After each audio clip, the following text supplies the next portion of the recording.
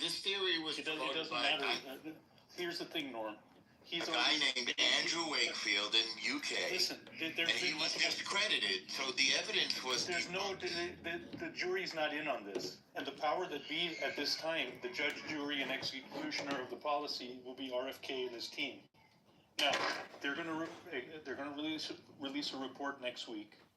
It's going to look at Tylenol during pregnancy. Wait.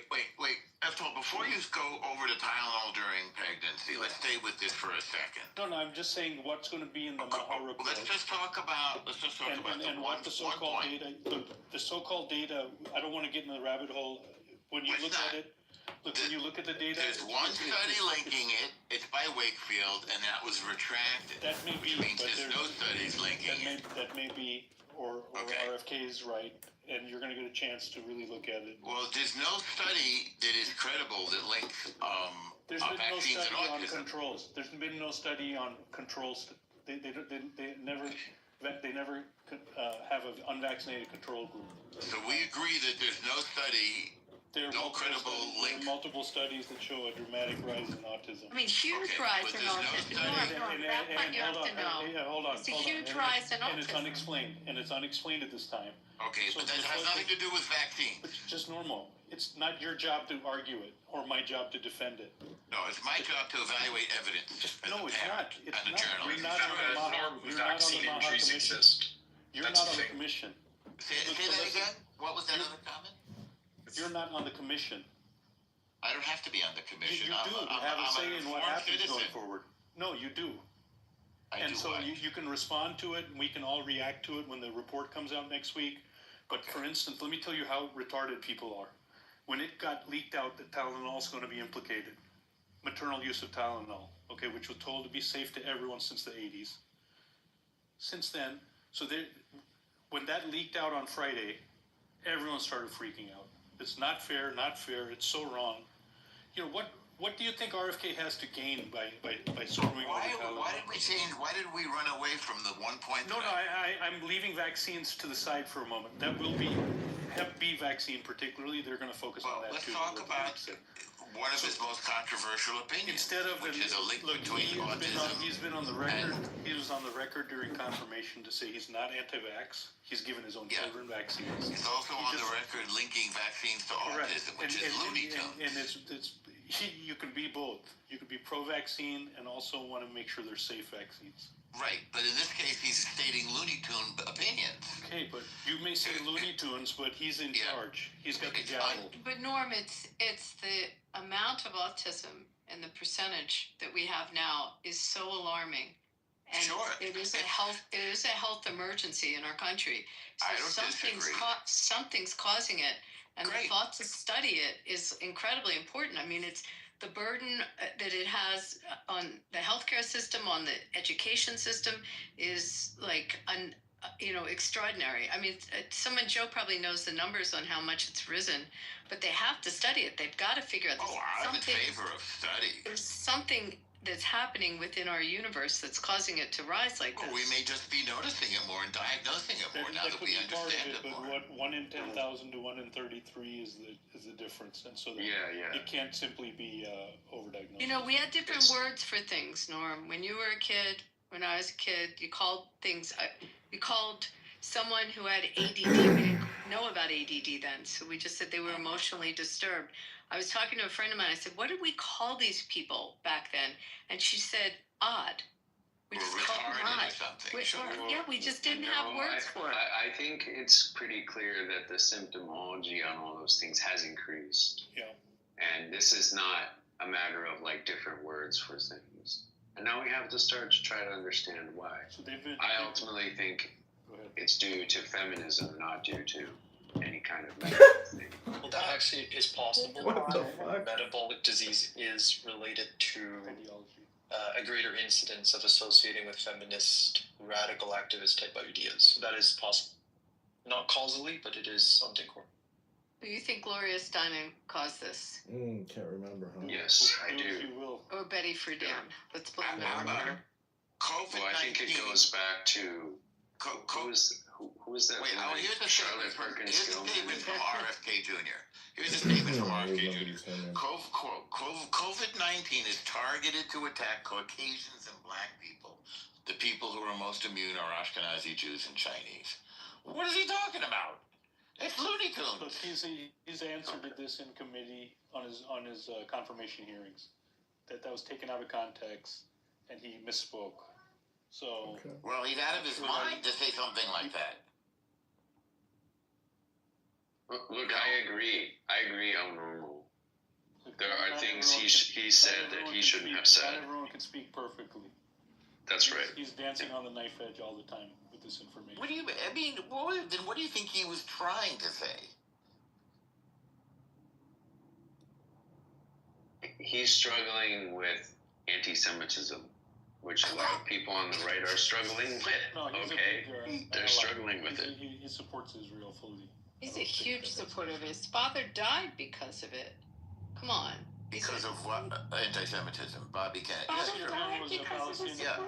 I mean, it's but, like but not how even did we a get to question. that from COVID? No, I mean, but he made a stupid statement. Norm, I agree with you. I don't think he's anti-Semitic. Like, not even close. I don't feel that with him. No, I don't think so either. His wife is Larry David's wife. Yeah, right, Cheryl. Yeah. True. What's his name? Cheryl Hines, right? Yeah. They showed up at my friend's house once because his other sister, whose name I think is Kit Kennedy, her nickname is Kit Kennedy, lived in his building in in Chinatown, the hip part of Chinatown in New York. Not very expensive though, still a dump, still like a tenement. And so Larry David and Cheryl Hines and RFK came over the house. And she invited him up. It was pretty fun. You have another connection to Larry David, I'll tell you later. Can't wait. I can't wait to hear that one. The guy I sent you to see, the comedian. Oh, I like him. I'd like to go see him again. Yeah, he dates Larry's daughter. Oh, that's pretty good. That was a fun night. So going back to RFK. Yeah. And how people receive him. So I think, I don't know if he's embraced within his own. I mean, first of all, Republicans, I guess, look at him as a Democrat that came in. Have they uncovered his positions on other issues? Is he, liberal or Democrat with respect to He wants to other loosen the nearby grip on power and rip them out of the party forever. He's Which come out. he described clearly and concisely during the walkout with Trump. It has advanced the topic of nootropics. So he said when he was at Harvard, he used to be a C-minus student until he started taking heroin, and he became like a B+ A student. It's an antidepressant. But what about his domestic? Well, I mean, I didn't really follow his campaign, so I didn't see his position on domestic policies other than health. Does he lean left? I'd say he's a centrist, libertarian. Call it school choice. Or school choice, yeah. Yep. Immigration, where is he at? Yeah, strict enforcement.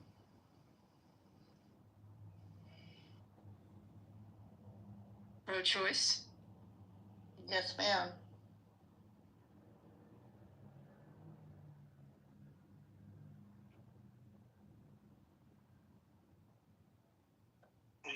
What do you guys think about Thomas Massey on his Epstein show? I haven't followed him on the Epstein stuff, but I do not like him as a congressman at all. And I have a lot of issues with positions he takes. He's a joke. And Get out of here. he'll vote against things. What do you think about Rand Paul, Abby? Better than Thomas Massey. I think he has a little more ethics and he's brighter than Thomas Massey. Did you see his statement on cartels? I mean, I don't follow them directly other than I look at their votes. They're saying to votes. send the troops after the cartels. You heard about that, right? Yeah. So Rand Paul is speaking out against it, standing on libertarianism.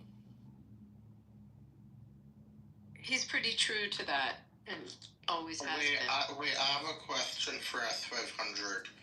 S500, how many rice bags do you think Joe B delivered today?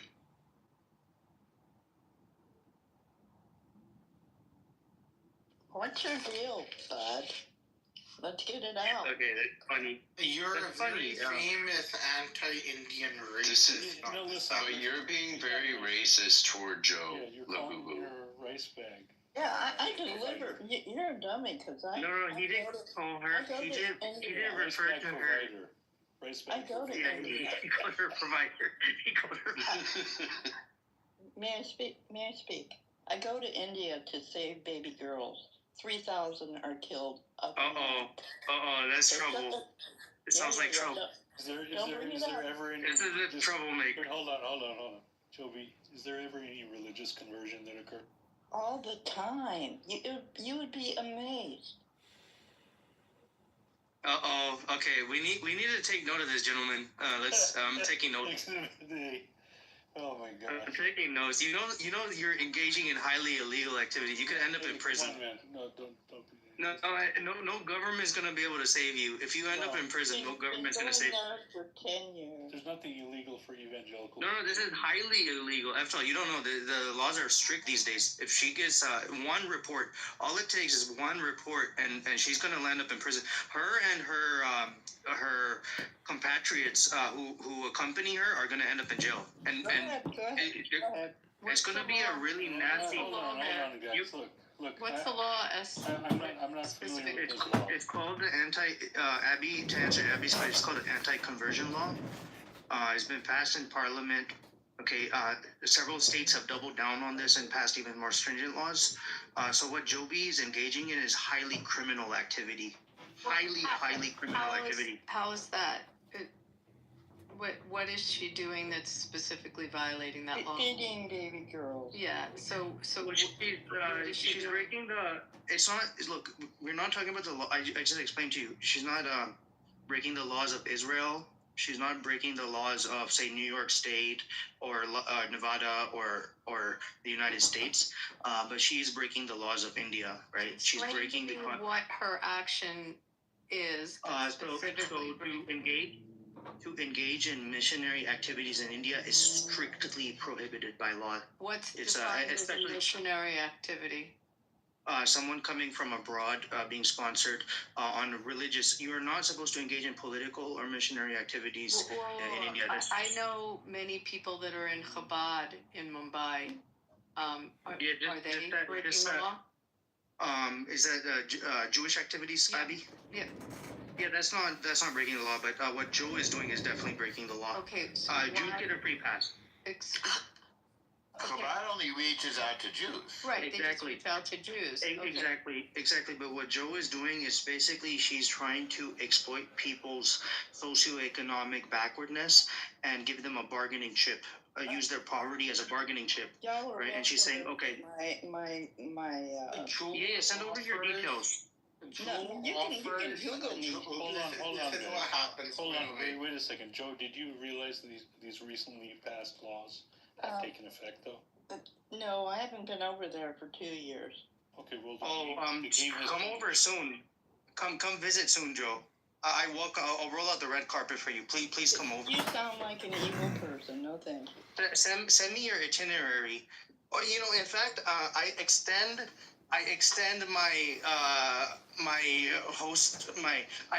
host graciousness to your friends and your acquaintances. Please send me their itinerary next time they come over. Please do.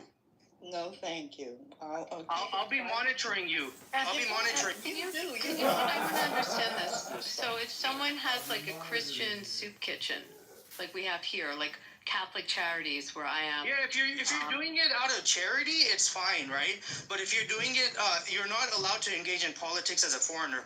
So if you're engaging in converting people, right? And so if you're engaging in converting someone from one religion. The word is proselytization.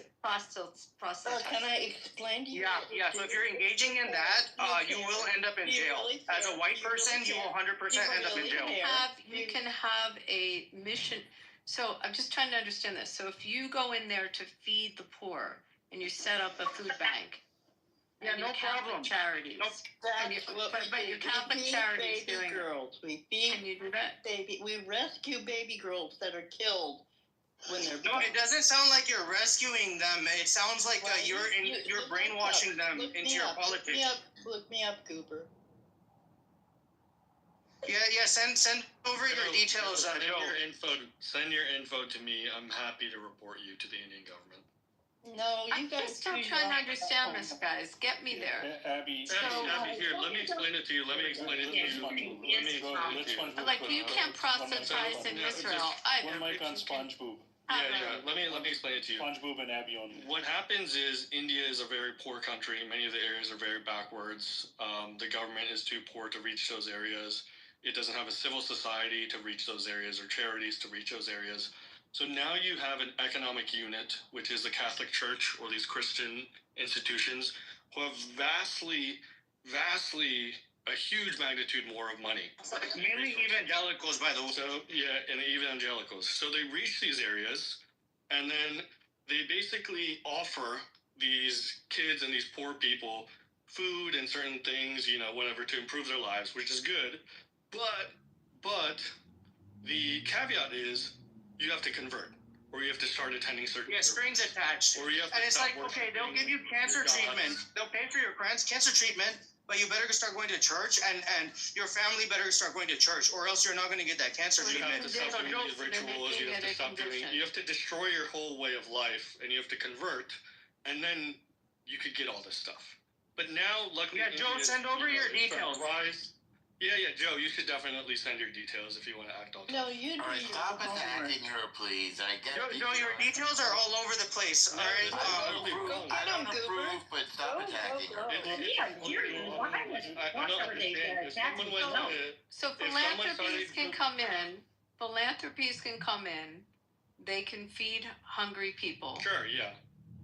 So you're saying as long as it's not conditioned upon joining the church. But look, let's be really honest. U.S. aid, and I think President Trump and many other prominent Republicans have pointed this out, many of these charities and NGOs, quote unquote, are actually political fronts, including many of these missionary organizations. They're just political fronts. And I fully agree. They're assets of the State Department. Right. Many times they will promote stuff like, homosexuality, transgenderism. Oh, hell yes. They did this in Afghanistan. And look, dude, then Christians get a bad rap because of it. You're getting a bad rap because what you're doing is immoral, it's predatory. No, you are a predator. You are a predator. You are a sick person. It's interesting what you say, because I'm thinking about so think about how it works here. We have laws, and we were talking about this in a room a couple of weeks ago, and the Supreme Court upheld this. So we have vagrancy laws where you get a fine of $1,000, and if it's a couple times, you do 6 months in jail if you're sleeping on the street, and you get arrested for sleeping on the street. But the way the law functions is the police officer has to be able to provide an alternative for them to stay. So where the shelters are, a lot of the shelters are run by Catholic Charities is a big one. Missionary. Missionary groups. They're missionaries. And our county has one, but most of the bigger ones and the food banks are run by philanthropic organizations. This is what we mean, right, Abby? There's no But just stay with me. Abby is going somewhere. Abby, please. Abby is going somewhere. Let Abby complete. Just let me finish this. So what's interesting is embedded in our civil law is the obligation to provide shelter, but the shelters are in fact being provided by missionaries, by religious organizations. Think about what I'm saying. These people can't come to India and give milk and rice and stuff like that. We're just saying they're not allowed to bring their Bible with them. They're not allowed to bring their cross with them. Stop it. They're not allowed to set up. Right. They're not They allowed can to have a set up. Hanukkah, they can have a prayer rug for Muslims, but you, as an atheist, have some personal beef with Jesus Katie, Christ. shut the fuck up. Where did you come from? Atheist here. That's Katie, pretty much it. Hold on, Kitty, you're a That's that question right there. 500. Let's talk to Kitty here. Kitty, no one's there's only one atheist I can count here, and the rest of us are Indian Hindus that are upset at evangelicals coming and converting poor people in their moment of need. Now, we have asked Joe B to cease and desist. We've pointed out the new rules. No, there's no, Joby, your ass is being Hey, recorded. can I talk? Can I hear you? Hey, Kitty, shut the fuck up. A radical, Attack her personally. great. I agree with your Katie, political Katie, position, shut your but not mouth. with attacking people. Shut your mouth, Kitty. No, Let others personal- speak. Give him a no second personal to get his attack, period no out. personal attacks at 500.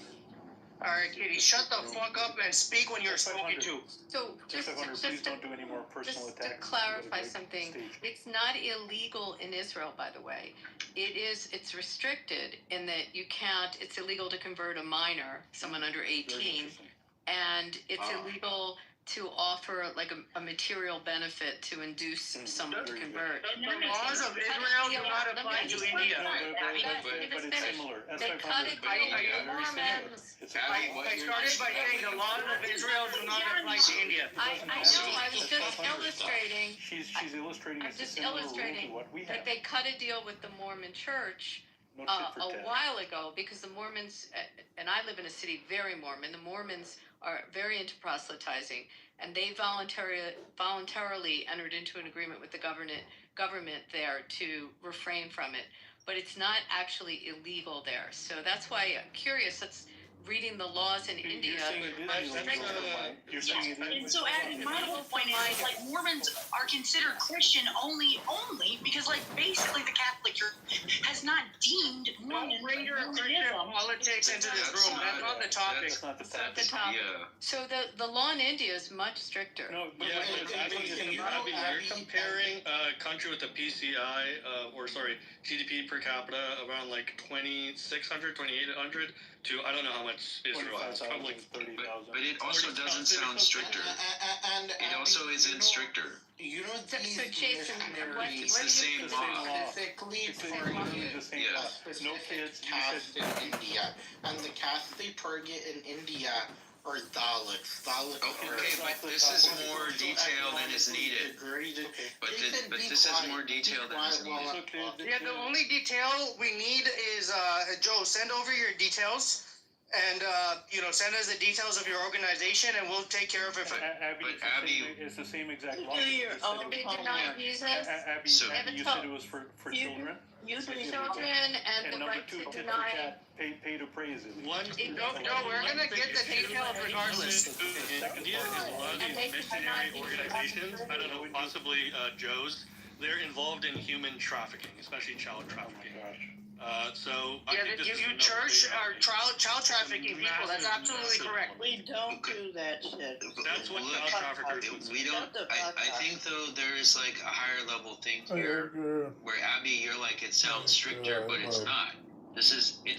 India does not have a law saying a person cannot freely convert of their own choice. It's saying no proselytizing, no constructive proselytizing in exchange for goods.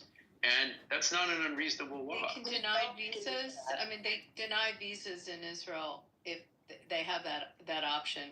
If they I feel dare it's- you to book a flight ticket, Joe. I dare you to book a flight. Well, but Abby, and why would you say then that anything is stricter than what's in Israel? I mean, it's just the same or similar I guess rule. it has a lot to do with how it's enforced. But it's definitely not against the law there. Okay, wait, So- Joe. Well, but no one is saying I it's have a against the law in question. India to convert Why do people. you hate India so much? Why do you hate India? Why do you want to Stop putting so much focus on this white woman. Abby is fine. Joe is the hater. Abby is fine. Abby is not white. Abby is Jewish. Yeah, Abby doesn't hate Hindus. I Abby mean actually the likes. actual I white love woman. Yeah, I'm talking I loved to Joe India right when now. I went Yeah, there. why are you talking to Joe? Why- She's just a I got white a little woman. deli belly when I was there, but I really did have a good time. So Sorry. So, Joel, why do you hate Indian people and our indigenous way of life? Yeah, why don't you help them without converting? Or are you guys going to be a bunch of idiots? Joe, why don't you help them without the conversion piece? Joe. I'm trying to answer because Go ahead. It's on you. One mic on Joe. Because when I went there once, we saw what they did to baby girls, and they didn't respect them. I love the baby girls there. I almost adopted one. So why does your church traffic baby girls then? My church didn't do it, Goober. I did on my own. But why are you converting them? Joe, we have two really big data points. In the past, you were completely correct that there was, sometimes selective abortion towards baby girls. They would do gender-based abortion, stuff like that. 30 million a year. Joe. But, places, they ebb and flow. Luckily, India has gotten a lot better with regards to that, and that's really good to see. However, the child trafficking that Christian missionary institutions do has been a rampant thing in India. That's why they have these new recent laws to stop people like you going and your institutions going and conducting this type of child trafficking and swindling these people who are poor, who are destitute, who just recently they're receiving human dignity and stuff for the first time, and they're starting to economically go forward in life. So yeah, I think these are two big trend lines. One of the evils of India has luckily been going on the downslope, but this type of child trafficking, that happens in missionary institutions and activities, it's still something very rife in India. So I also put in I'm the not chat. defending myself. After the Arabs, Christians are the next biggest human traffickers. After the Arabs, I've been doing this for 10 years. I go there for a week. I come home. I don't bring anyone with me. I don't bring anyone back. Okay, that's okay, but you're still going to jail. You're still going to jail. It doesn't matter whether you bring anyone with you. You've broken the law and you're going to jail. Oh, I'm so scared. I can't stand it. Joe, are you doing conversions? Yes or no? No, absolutely not. But earlier you said there's tons of conversions when I asked you this. No, I did not hear that. No, you did. It's on record. You understand it's on record now. I do want to say that it's on record. I know what I'm doing. You know what else is going to be on record? Jail is watching. Let a white man speak. Let a white man speak. I'm pretty sure I heard Joe say that. Yeah, that there were a lot of conversions.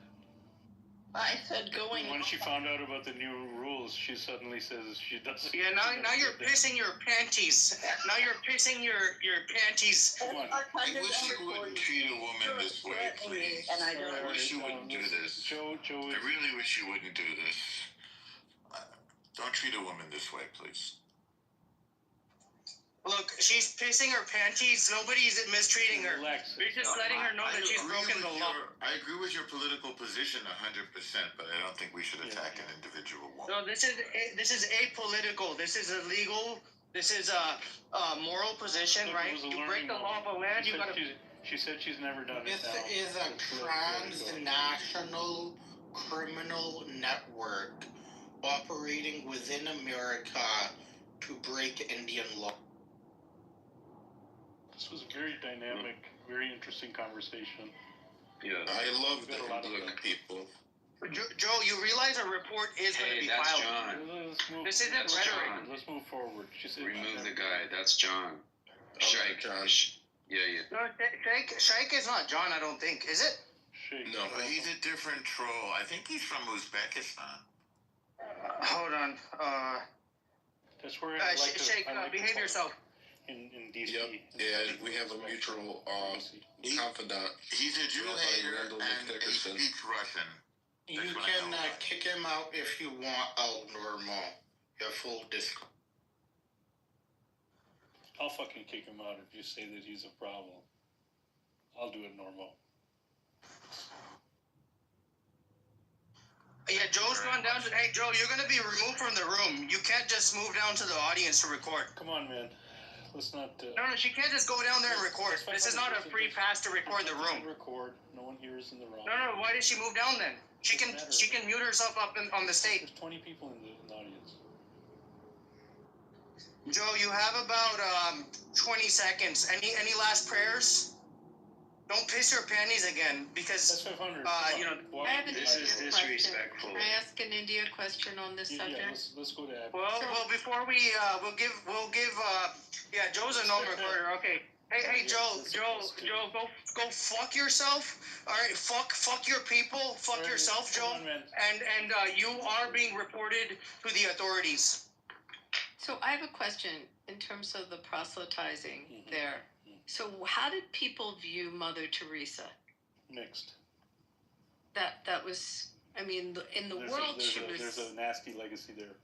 Tell me. Of child trafficking, child neglect, putting on a show, taking the money, not using it for the kids.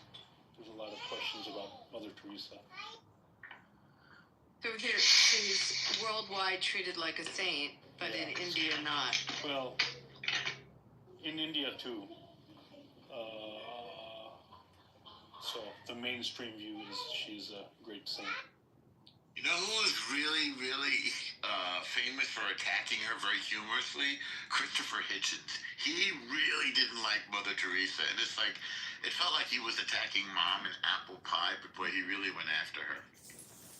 Christopher Hitchens. But she was proselytizing, no? I don't know, I assume so. Isn't that what they do? Yes. I mean, I don't really pay attention to this stuff. By the way, Abby, the Mormons also have a deal because they're obsessed with posthumous conversion. They've agreed with the Jews not to posthumously convert our Holocaust dead. Oh, I Just the Holocaust dead. Yes. Wow. Posthumous conversion. The distinction is bizarre. You mean between the other dead and the Holocaust dead? Yeah, that's kind of a weird move. I don't know if that's any better. They probably should just leave everyone alone, but Well, they should. I mean, because basically in their mind they're damning these people. Who really cares if somebody... They knock on the doors here. You get these guys that are on bicycles with white button-down shirts and black ties, and they go around the neighborhoods, knock on the doors. They're on mission. Book of Mormon, yeah. Do you know what you call them? You call them elders. That's when they sort of, that's like their bar mitzvah. That's when they become elders. You can address them as elder. The Hitchens book, it's the missionary position. That's the one about Mother Teresa? Yeah, that's what it's called. And he also had a documentary that came out like right before she died or something called Hell's, I forget, oh man, I can't remember. But Princess Diana and Mother Teresa. But he really goes into her and her. I mean, it focuses on India, just like the deplorable conditions. And this is God's will kind of thing, and under the virtue of saving these people, they just let them rot in these awful institutions. But they were saved, and so all was fine, right? They were converted. What's interesting here is we have a huge Mormon community where I live, and when I first started practicing, there's a judge, and his name is Myron Levitt. Okay, you can't have a more Jewish-sounding name than Myron Levitt. I mean, both first name and last name, Mormon. And I'm trying to figure it out. The Mormons have adopted a lot of old Jewish, some biblical names, but also old Jewish lineage names. And it gets confusing because the first names are often interesting. They're like family names as first names, but the last names they use Jewish names. What do you think as a lawyer about how Harmeet is doing in executing in her role? Who's doing? Harmeet Dillon. You have to love her. She's fierce, no? She's very fierce. Yeah. She's a warrior. I mean, I like Pam Bondi. I'm sure I'm going to get flack for that from people. Why? think so. I have to say, I view Harmeet Dillon's Twitter from time to time. It's so sad. No husband, no children. It'll be her, like, with a smiley face, cooking pasta tonight, watering the garden tonight.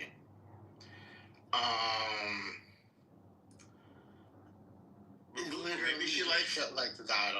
Maybe she likes the ladies. Yeah, her husband died recently, so Lubu was out of line here. Yeah. I think that it's interesting. I mean, a lot of these U.S. attorneys that got appointed around the country are under attack to try to get them removed, with lawsuits and, you know, in states that are blue states where the senators have that, what they call is it the blue ticket? Where they basically give the okay for that appointment, and they're all fighting it. And it's Bondi's really trying to save all these appointments. So as much as going after like the legal issues, she's also administratively trying to like save all these appointments. It's a lot of work.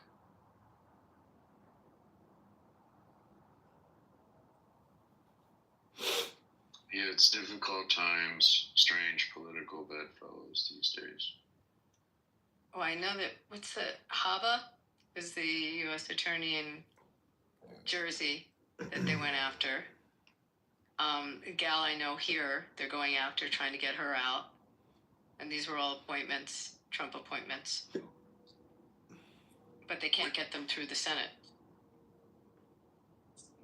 How do you get them out? Do you impeach them or something? I have a question. They filed lawsuits. I mean, the girl here's got a lawsuit filed, you know, because they're in that temporary period, then they're in the second temporary period.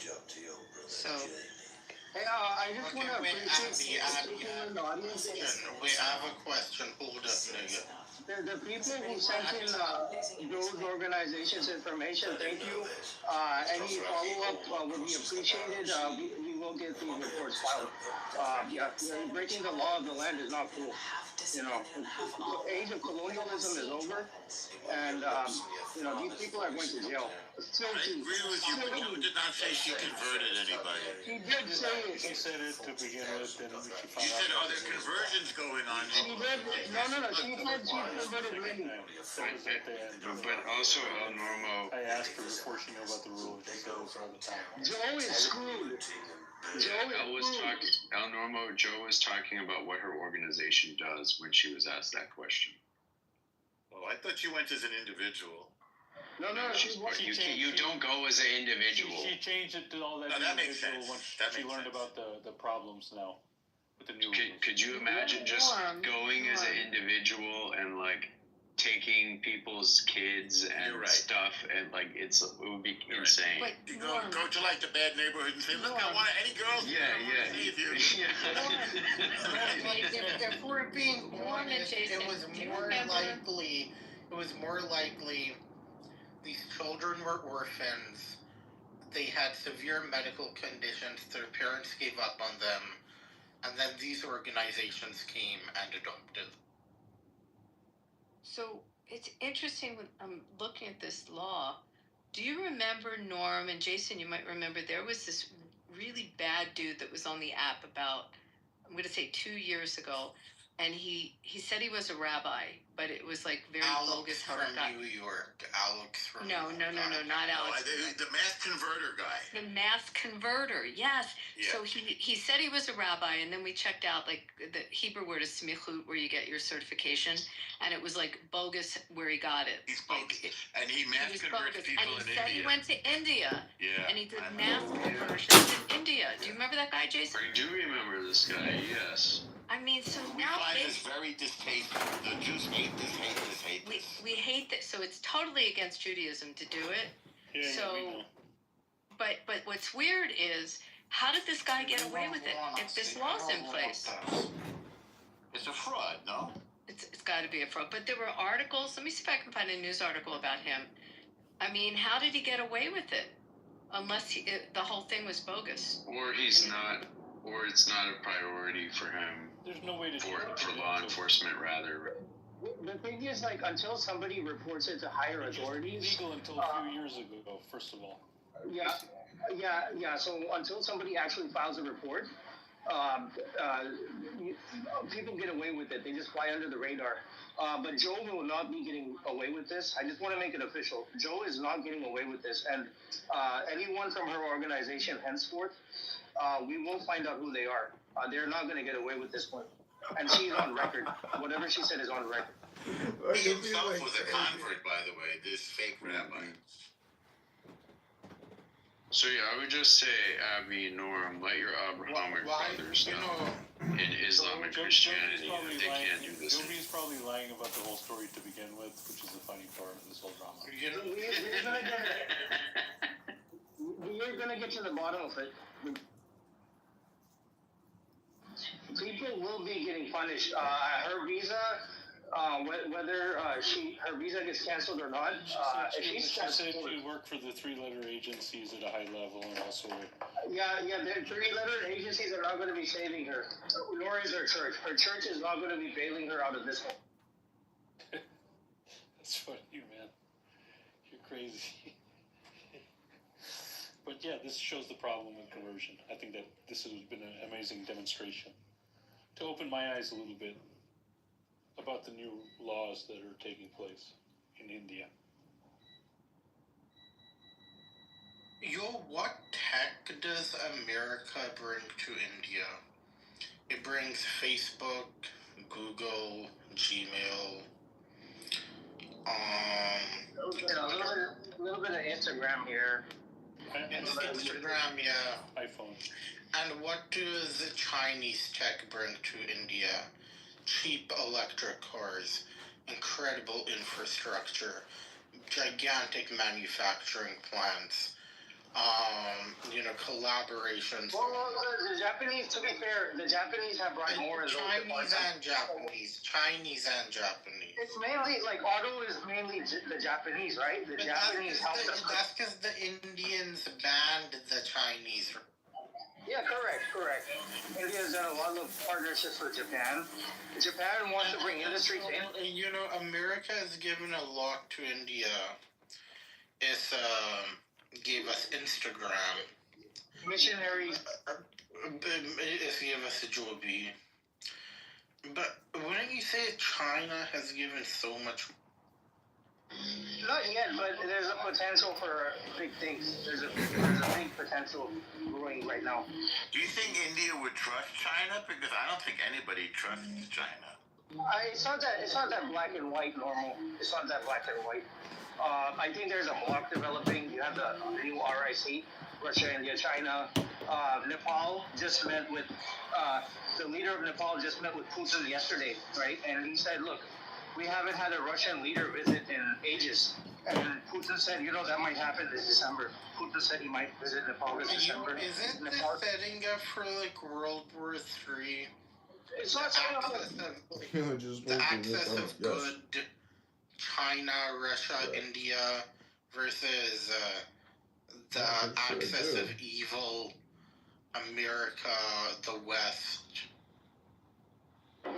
No, it's not that Don't simple. forget Israel. I'm sorry. It's the old world. It's the old world versus the new world. I think we're going to see a bifurcation. Between the old world and the new world. You might want to add Canada to that list because Trump's actions, I think, like the 50% tariffs on India, is driving places like India and Canada towards China because we got to deal with someone. We got to make trades and deals with someone. And and look, it'll be China. You have this major land block, all the way from India, Nepal, China, Russia. The Japanese said they're sick and tired. The Koreans like to wag their tail like a dog, right? The Koreans like to wag their tail. The Philippines, what can they do besides wag their tail? The Philippines is a colony, right?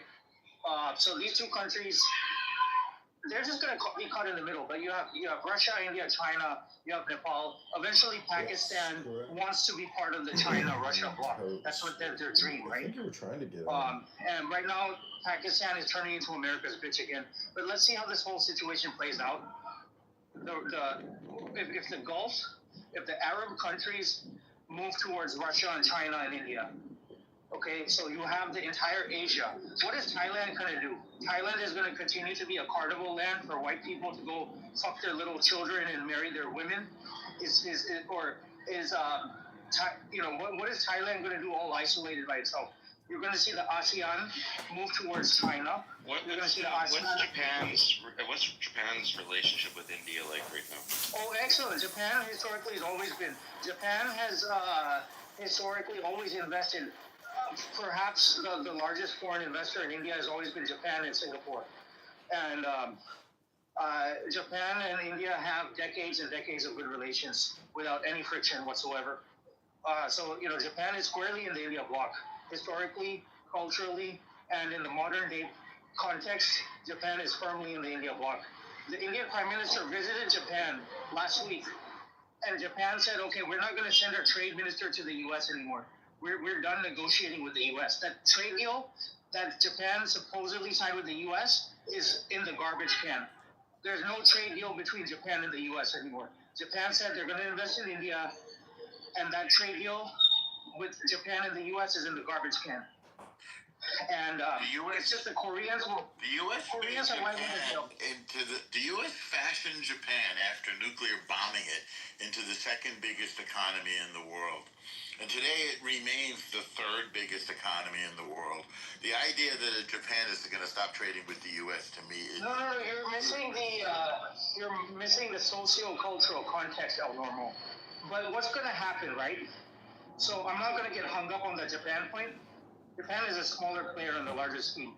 But if you have an Asian bloc where the Arabs, okay, you already have Iran firmly in the Asian bloc, and you have the Arabs in the Gulf countries move into the Asian bloc, what is Europe going to do? Europe is also part of the old world. Is Europe going to, ditch the old world and play ball with the new world? If they want to form BRICS, if they want to form another default world currency, if they want to try to defend the global commons, if they want to participate in the world financial system, which was created by England and then sustained by United States and its allies, go right ahead. If they can come up with an alternative system, I say go for it. Let's see how you can do. No problem with that. U.S. is an economic giant, the biggest in history. Yeah, it's a fiat giant. America is a fiat giant of marketing. What giant? A fiat giant of marketing and branding. It's a fiat. It's also a GDP giant. Yeah, a GDP of fiat. Yes, it is, and a giant of servicing GDP debt. It's a giant of servicing GDP debt. More than 1/4 of your service debt, but we also produce more than anybody by 10 trillion. 30% of your taxpayer dollars go into servicing the debt every year. Absolutely true. Absolutely true. And we're still the biggest economy in history by $10 trillion. But you don't. Okay, if you want to use that as a measure of economy, you're understanding. So debt is a measure of economy, but not debt, GDP. Okay, debt is a measure of boosting GDP, but how long is it sustainable for? I'm saying it's not sustainable. I'm saying GDP is a measure of an economy, not debt. No, but debt boosts GDP at the end of the day. Okay, you increase debt, you increase borrowing, and you spend it on federal stimulus, you spend it on infrastructure, you spend it on subsidizing industries, right? You're boosting your GDP through debt. But how long is it sustainable? I would say that we boost our GDP through productivity. Yeah, but you leverage debt to boost productivity. We do leverage debt. We do spend too much. There isn't any question about it. Look, at the end of the day, I think what you meant to say was revolutions in the mode of production create new relations that create more productivity. Well, the two leaders in that are U.S. and China, and AI, and presumably India is right up there as a close third, or will be, and probably Japan. Normally, you gotta get Israel to join China, Russia, and India. Well, Israel has quietly always had decent relations with these countries, by the way. Although we're afraid of Russia because they're very anti-Semitic.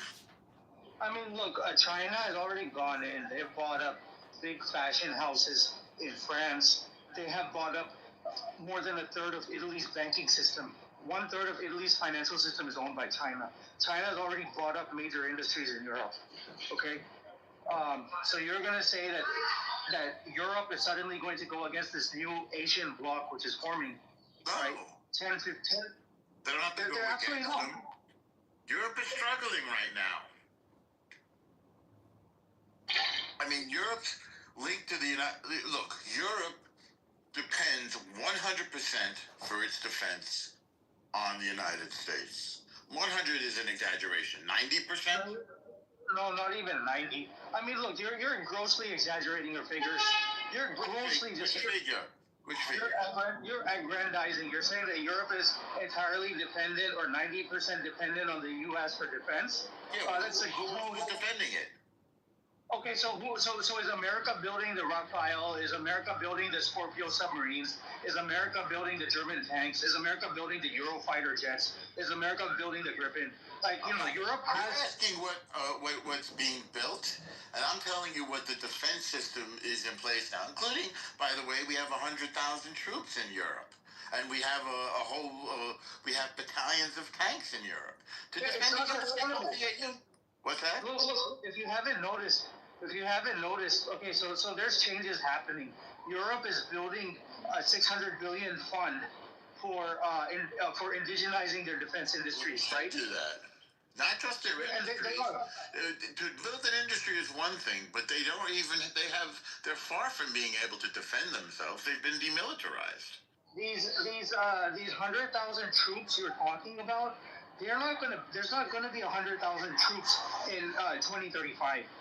There's not going to be 100,000 American troops over there in 2035. I mean, you're making a prediction now, which is different than stating. No, I'm talking about the trend. Like, this is the actual trend which is taking place right now. This is the way things are already in motion. Yeah. Right. How many troops have been withdrawn? Why would you predict against the trend?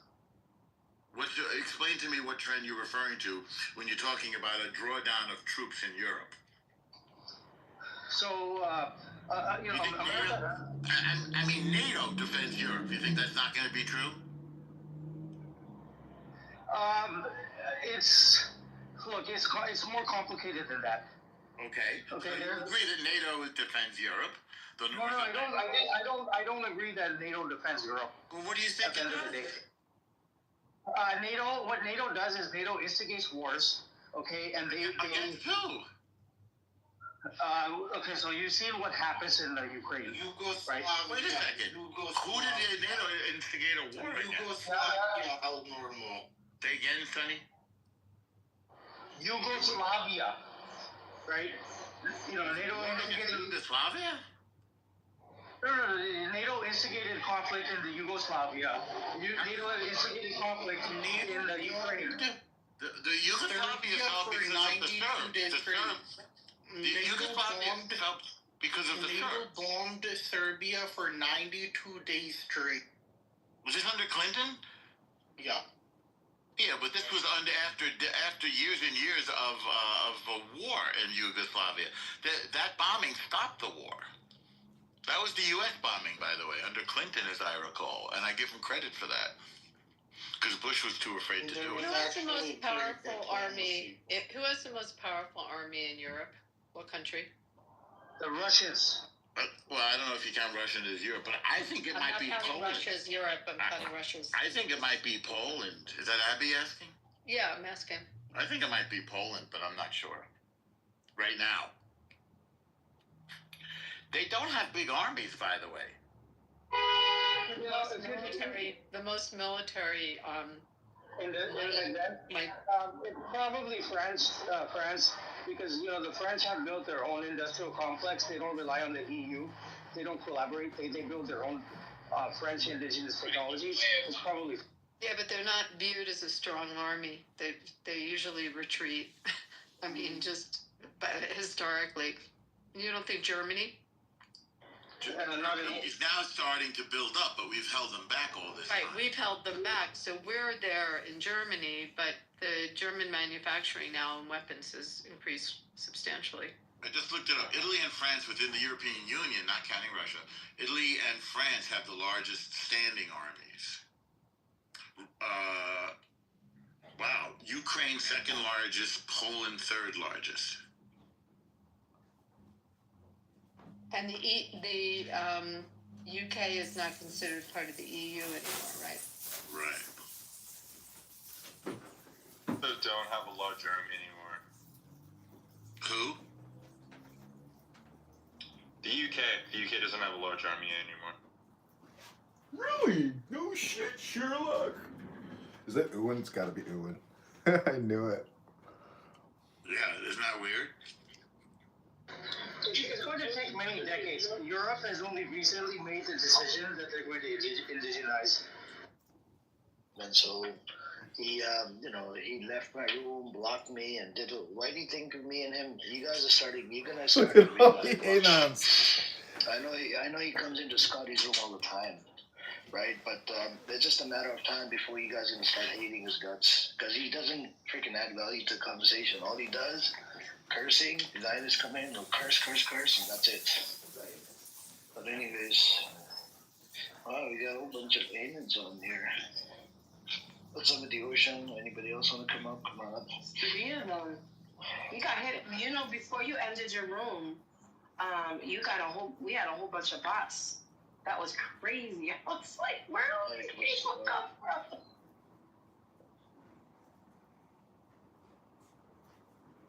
That's crazy. Well, I'm gonna mute up for a bit. I gotta go cook. Okay, give me a second. Give me a second. All right, I'll entertain you. Should I sing for you people? No, I'm horrible.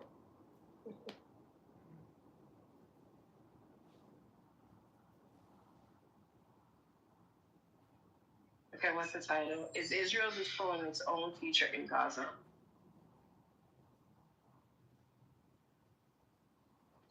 Times to Israel. Let me read this. Just 1 minute, okay. Yeah, I'm just gonna read the link you gave us.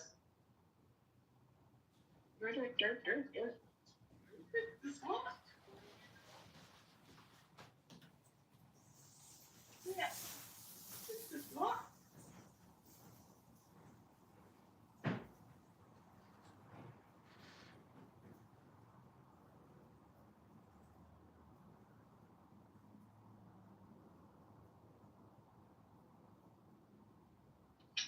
Anyways, it's a hot day today, and I'm about to wash my off while I talk to you guys. Okay, it's hot as fuck. How is it a hot day for you guys? You guys don't have a change of season. Like, what's considered a change of season? 91 degrees, man. Oh, goodness. 91, 95 degrees, 100 degrees. That's freaking hot as fuck. And I don't know. Oh, she said rainy season. Rainy season. Oh. Well, that's okay. Well, it's really nice weather. Fall weather, autumn weather here. I'm happy.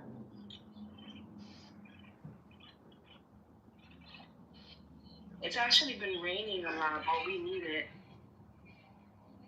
Apparently, what my neighbor did is that they rented one of those, those things that the kids get on there, they slide onto it, they fill up with water. What is it called? Jumper? Water slide? Yeah, water slide. Those, you fill it up with air, you put water. You can rent those things, right? From a party store. Yeah. That's what, that's what they usually do. When it gets too hot, they will have that. on their front yard, and the kids are playing while they're partying, you know, barbecue, whatever.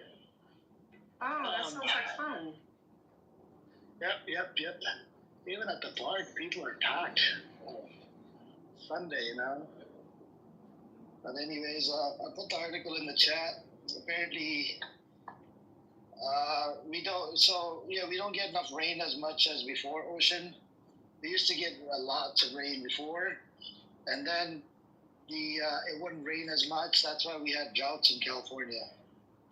And now, slowly we're getting back together with the rainy season, but it all has to do with the climate control, you know, the global environment.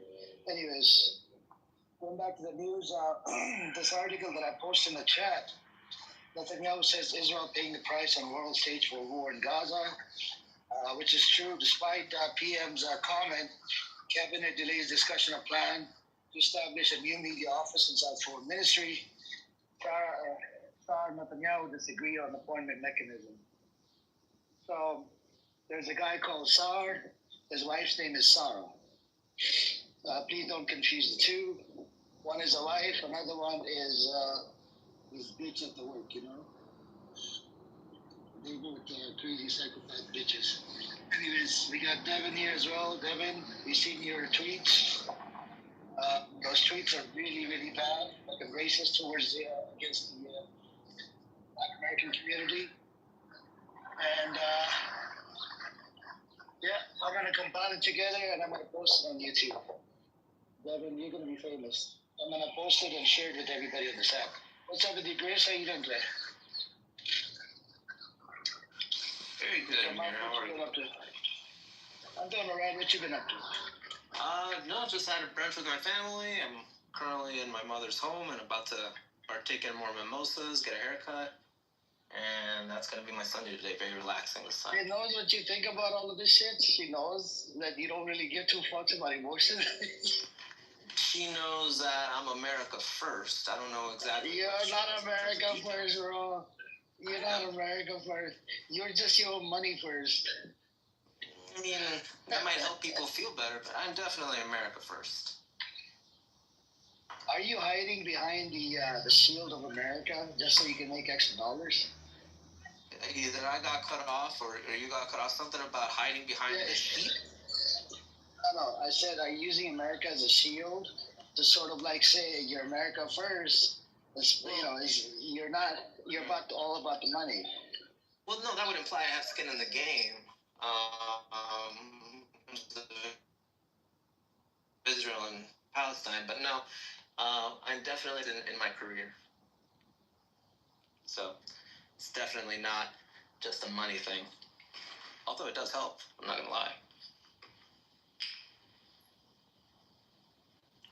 But no, there's many.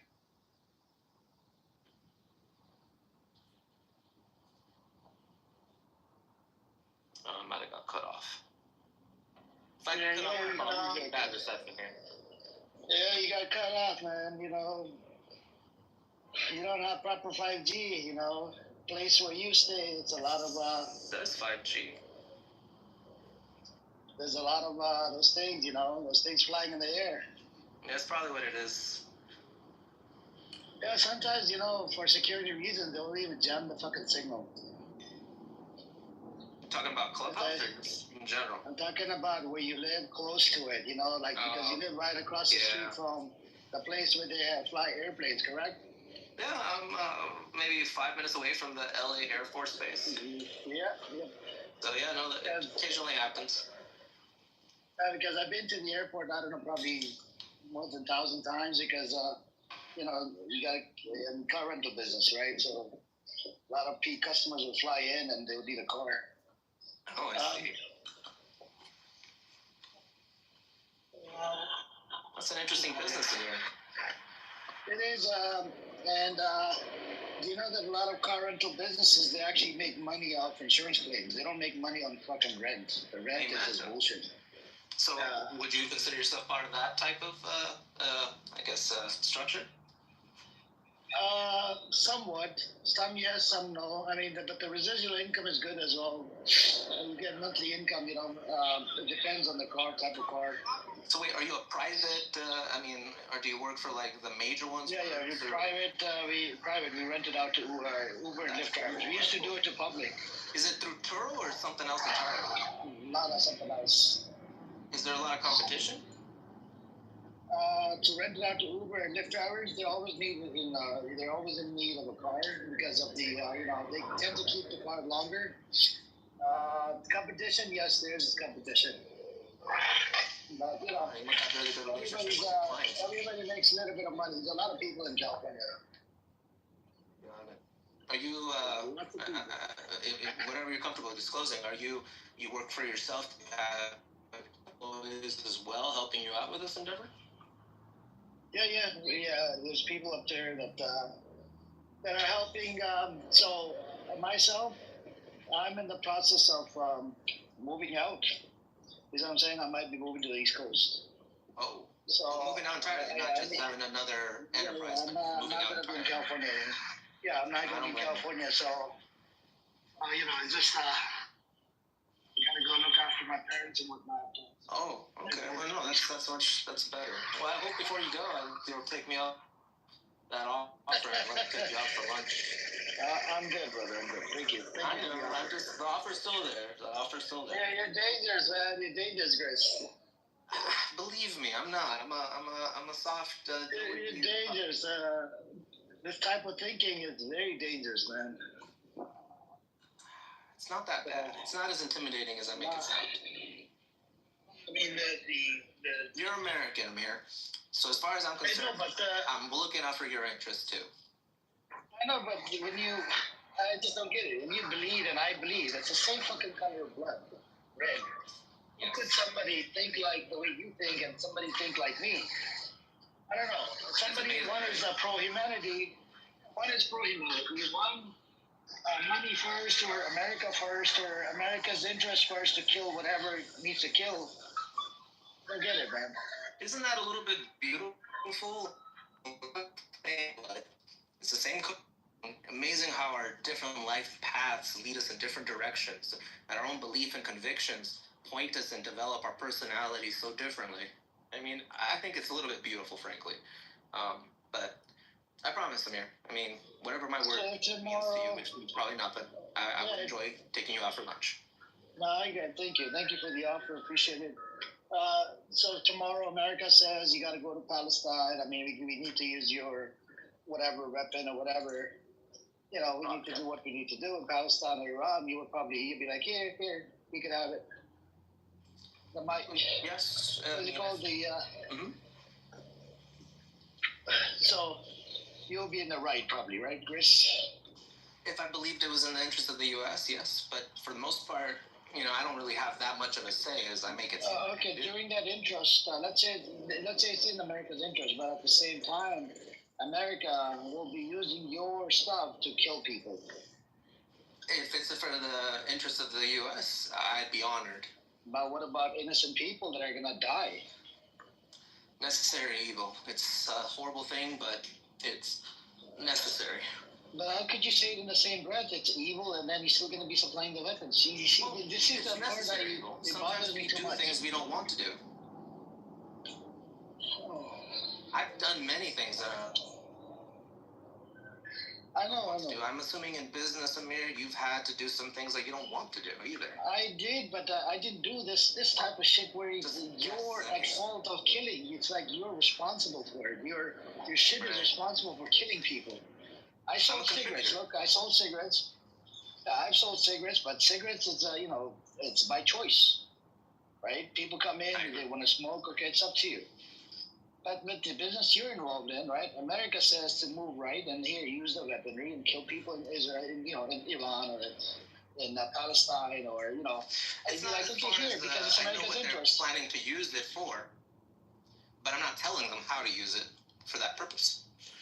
So it's a but they are going to use it for that purpose. Cigarettes, you're not telling them anything. How they use it, they can trash it the minute they buy it, for all you care. And same thing for me. But I do believe in the policy that the U.S. has. What is that policy again?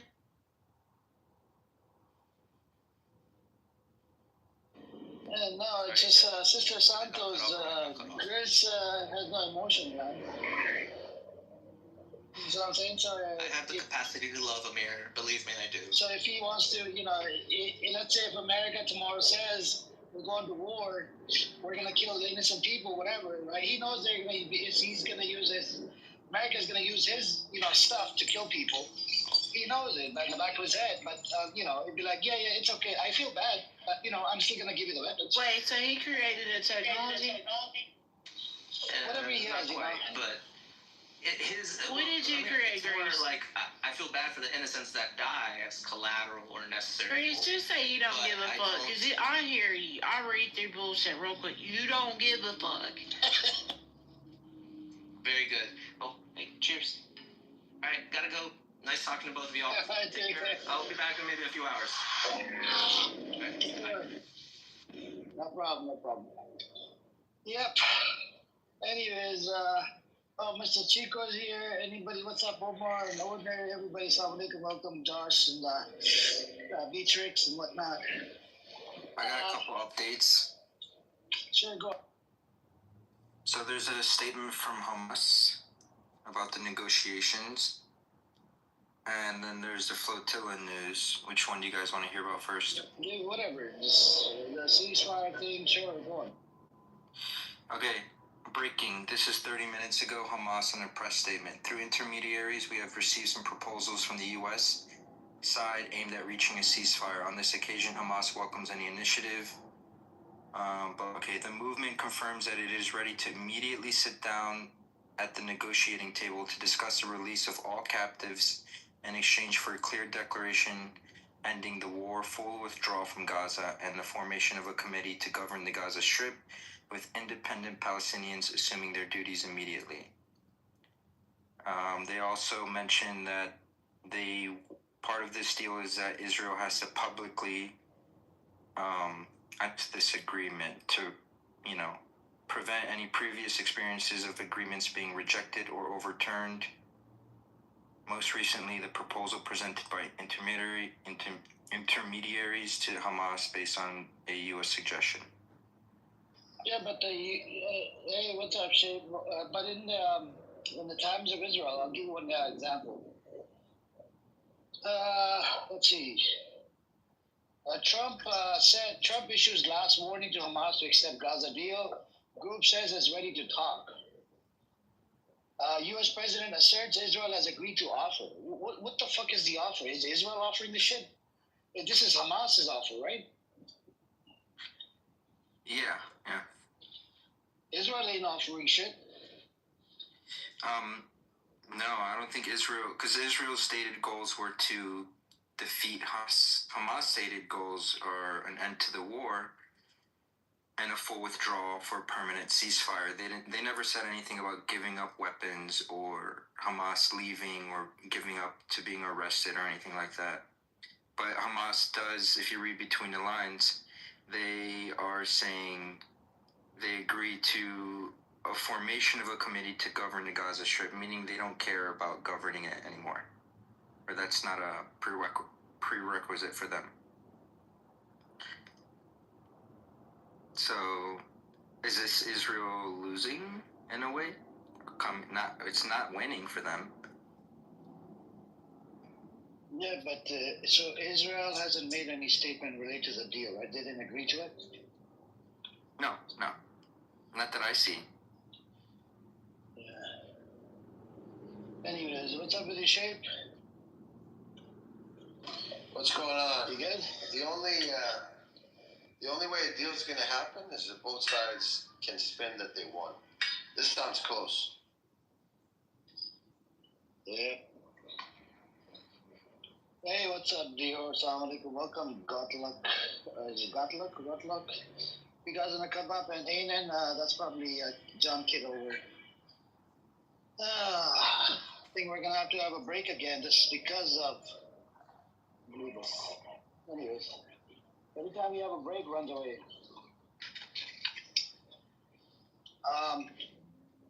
What I was saying was, ceasefire, Hamas would be, they would offer any kind of deal, but at the end of the day, it needs to be accepted by Israel. Otherwise, this ain't gonna go anywhere. But the Israeli deal, the problem with Netanyahu is he needs to stay in power. The Zionist entity drives up wars. It drives up blood. That's what it's all about. He doesn't want peace, because then they're gonna start fighting each other inside this place called Israel. So Trump coming out with this stupid statement, but then Netanyahu didn't agree to the deal. How the fuck is Trump making a stupid statement, man? Such a dumbass fuck.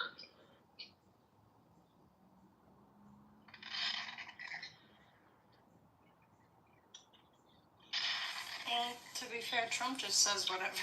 Like, he literally just says whatever. But, Josh, did you say something else? There was something else that you were going to say? The flotilla has arrived in Tunis, my other hometown. Very proud of my people. I think they're picking up another, 20 boats. And yeah, so I think it's over 60 boats at this point that will be heading towards Gaza. And I don't see how they're going to stop that unless if they kill a bunch of innocent people.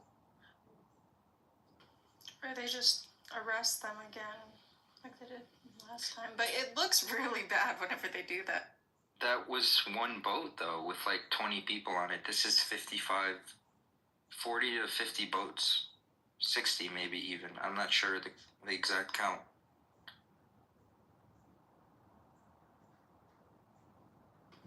Yeah, but I think they still, even with that number, because I mean, let's say they let them land or something. Maybe, I don't know, try to distribute aid, but they're still going to find them and try to,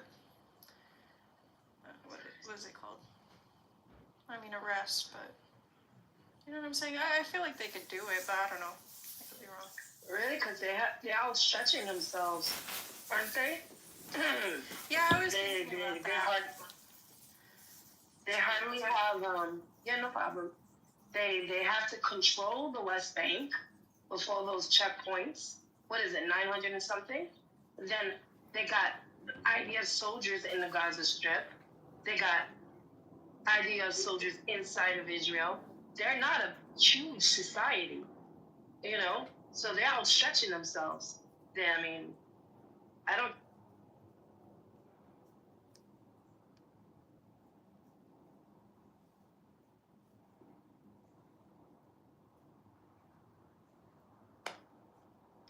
Yeah, but the idea.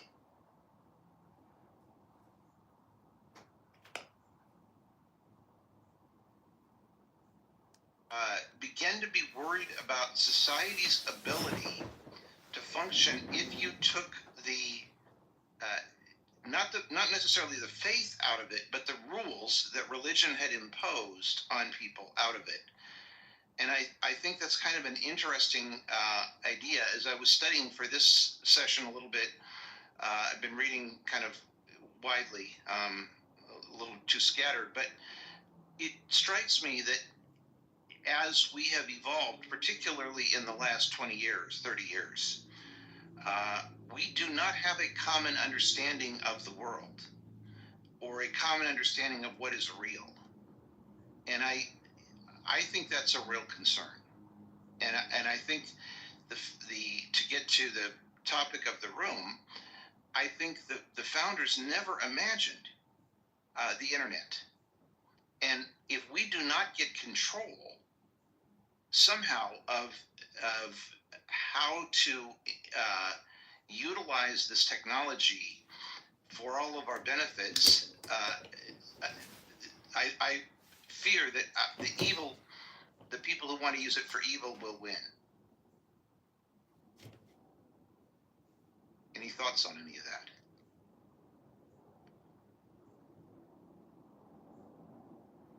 Wow, brain trust, the brain show. So Madison had this saying that he thought one of the strengths of America would be the speed at which information traveled, which in the 18th and 19th century was relatively slow until you got to the telegraph.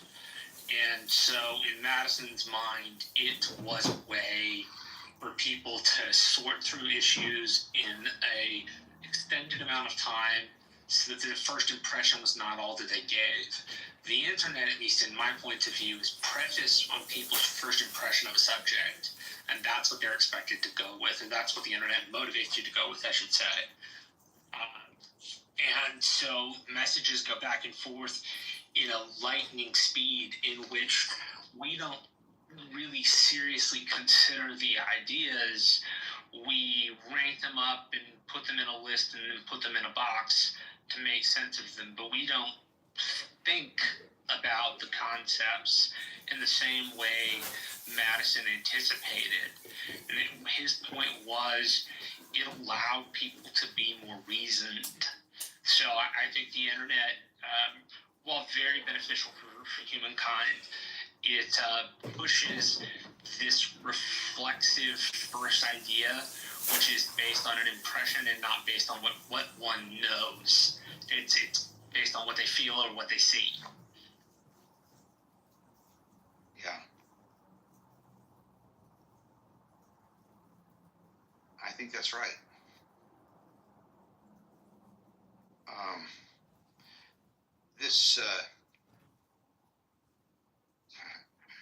This UI is just really something. Yeah, so you have control of the chat, right? Yeah, I'm looking at it. Necro said something funny. I have to say, he says that his fine as long as we don't have Trump's face on Mount Rushmore.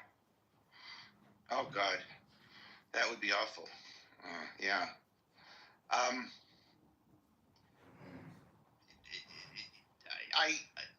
I really wonder if there is a chance that across the parties, across Democrat and Republican, conservative and liberal, we can come to some common ideas about how to update the Constitution and make it more relevant to today. And I think that would involve some thoughts on the Second Amendment and the First Amendment. And I think it would involve some thoughts on our political process. Any thoughts about that?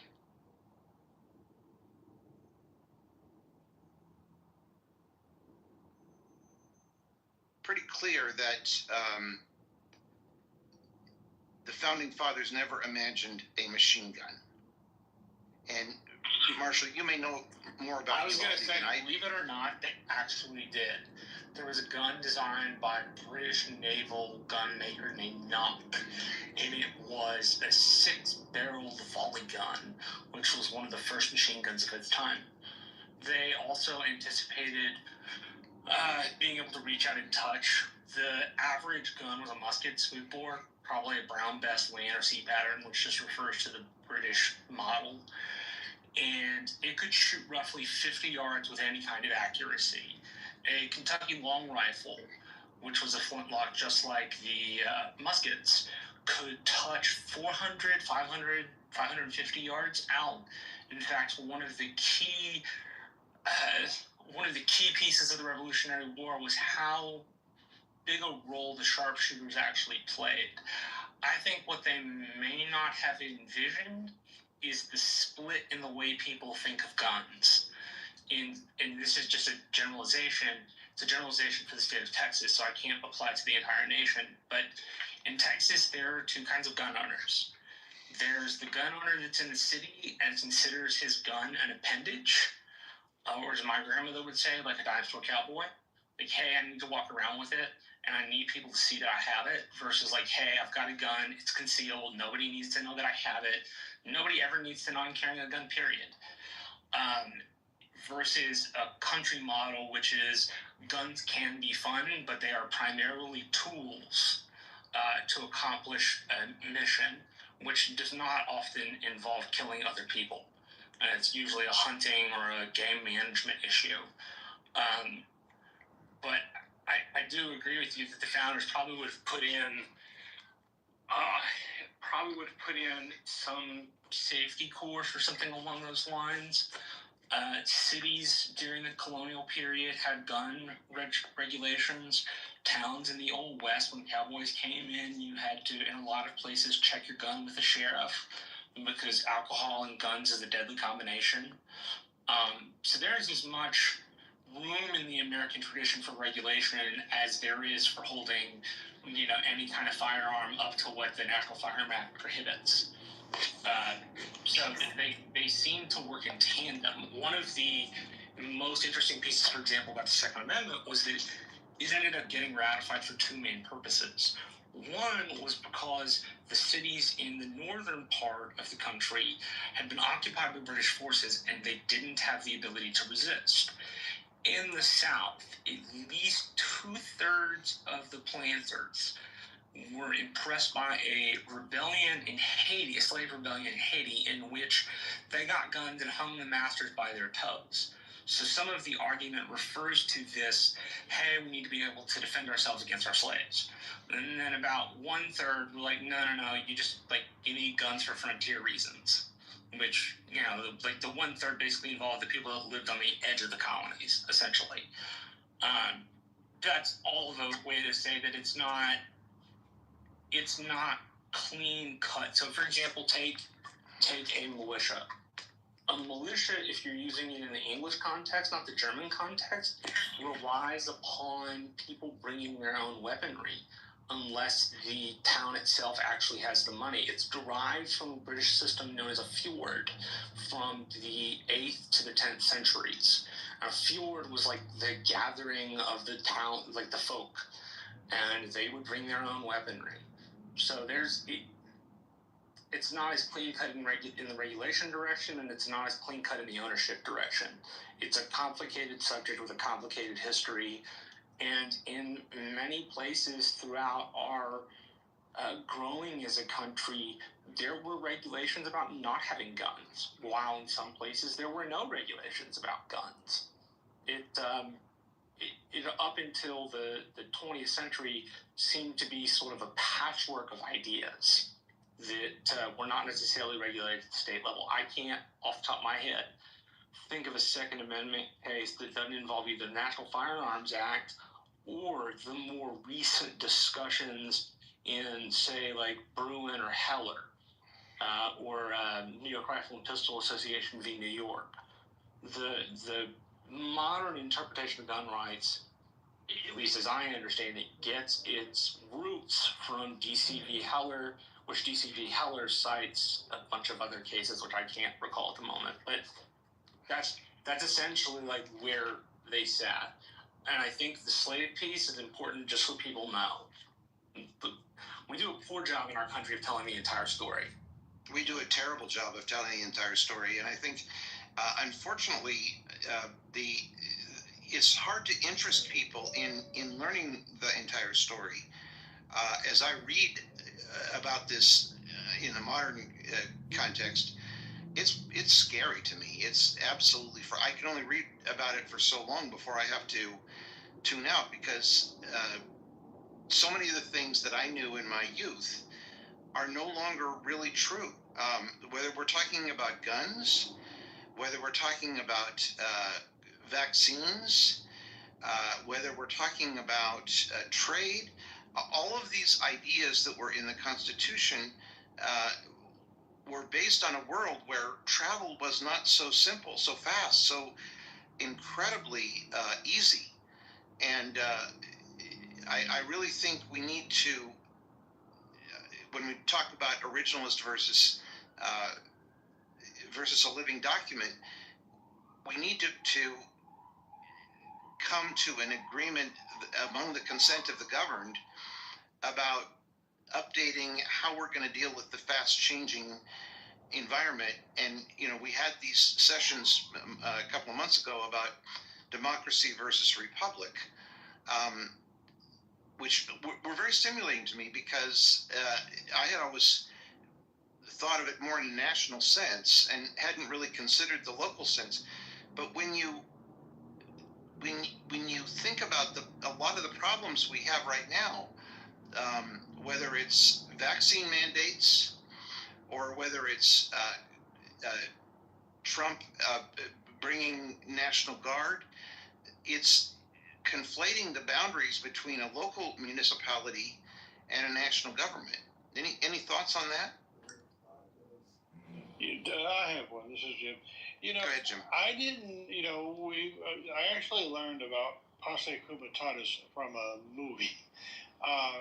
And, I never really understood it well, and still to this day, obviously don't, because I don't understand how so easily they're bringing military into our cities.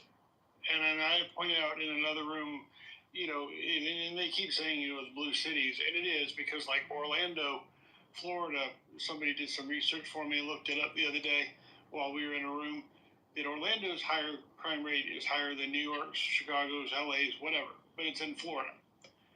And they're not going anywhere near Orlando with National Guard. But, the other thing I want to point out real quick while I'm thinking is, guns, for instance, and things like that. I take the train a lot, I take the bus a lot. And, plane regulation is so strict. But, right now, unless you are a driver or an engineer, you can get on a train or a bus pretty much with anything you want.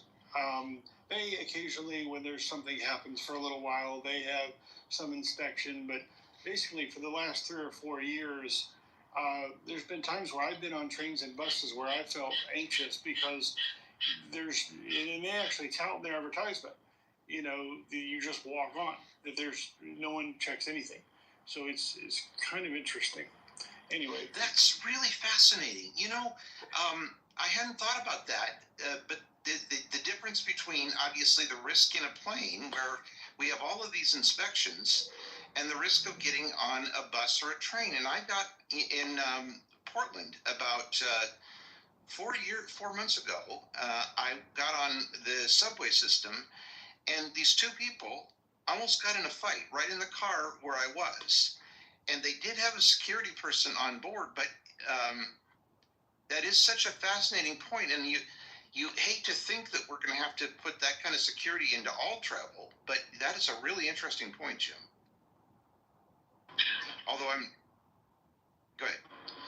Yeah, that's interesting that you said Orlando. If anything, I would think that would actually be another opportunity, because Orlando is like deep blue. It's where Ron DeSantis had his war with Disney. So, that's surprising that Trump would not take that opportunity to try and go and, try to have ICE go and do mass raids down in Orlando, if he could. I would like to. It's interesting. What people realize, though, about Orlando and Disney, I worked for Disney for 4.5 years. Disney's kind of its own little world of 43,000 square acres. Now, Universal is in the middle of Scary Town. I'll just call it that. Even when I was a kid, International Drive, all that, you didn't go down there after dark. And I helped a friend transition into a nursing home and was there for 1.5 years a couple of years ago. And you go into a convenience store and there's actual tables and chairs out there with dealers and pimps and everything out there. Hey, I got what you want, or you want to make a deal. There's people with firearms, I'm told, because I'm blind, but firearms, right there, and there's lots of gold, lots of cash around, and it's just all over that probably 3 or 4 mile square area, kind of around SeaWorld, Universal, that whole area outside those parks. But Disney is another 10, 15 miles away, kind of still in the middle of nowhere. It's developed a little bit around there toward Kissimmee, which is the next community south. But Orlando proper, you want to be careful traveling around much of Orlando proper. My partner and I went by my elementary school 10 years ago, and he said, "You went to school here?" He said, "Jim, this place is scary." And I said, "Well, it used to be the historic district." And I lived in Winter Park and was bussed in, which, doesn't mean that's historic too. But it's Orlando, though, if any place is calling out for needing some help, if you follow, like I follow WESH, their local NBC affiliate, and I hear about murders and shootings and robberies like all the time. I have to turn off notifications because there's so many. I'll shut up now. Christina, I've invited you specifically because I'm a little concerned that we are getting a little too heavily male. And one of the things that's clear is that when the original Constitution was written, it didn't include women. It sure does now. And I want to know what you think. I mean, this is potentially controversial, but I think that it was a great system when it was originally designed for the purposes it was designed for, but 250 or however many years later it is, we have so much that's changed with the rapid advancement of science, of technology, including AI, all of these different things, how we've previously done things. We can't operate that way anymore. And I almost think that we need a more fluid, constantly evolving form of governing, but this is antithetical to the way that we've previously done things. Because if we continue to operate that way we've done things, it's easier and faster for those who want to upset the systems to find loopholes or find ways to, for example, you have a chessboard, there are certain rules of how each piece moves, and that's how government has been done. But you include technology, social media, AI, etc., rapid advancement of science. Now we can use the psychology, the biology of how humans operate individually and collectively. We can expand that chessboard to include the lay of the land that's so much broader. But if some people are still only operating within the framework of the board, then you can't necessarily address all of these other loopholes. But if you create systems that also incorporate our humanness and create systems that evolve and flow and are constantly evolving and counting for the tendencies of humans for good and bad, then we can't necessarily, like, quote unquote, plug the holes or create pathways. The imagery that comes to mind, water flows where it has space to flow, right? If you create pathways in the directions you want things to move and how humans do our tendencies, then we flow in that direction. And if we can build for and adapting for our humanness, because I'm already seeing it from scammers to how this election went to how government's being run, it's influencing emotions, perceptions, our thinking.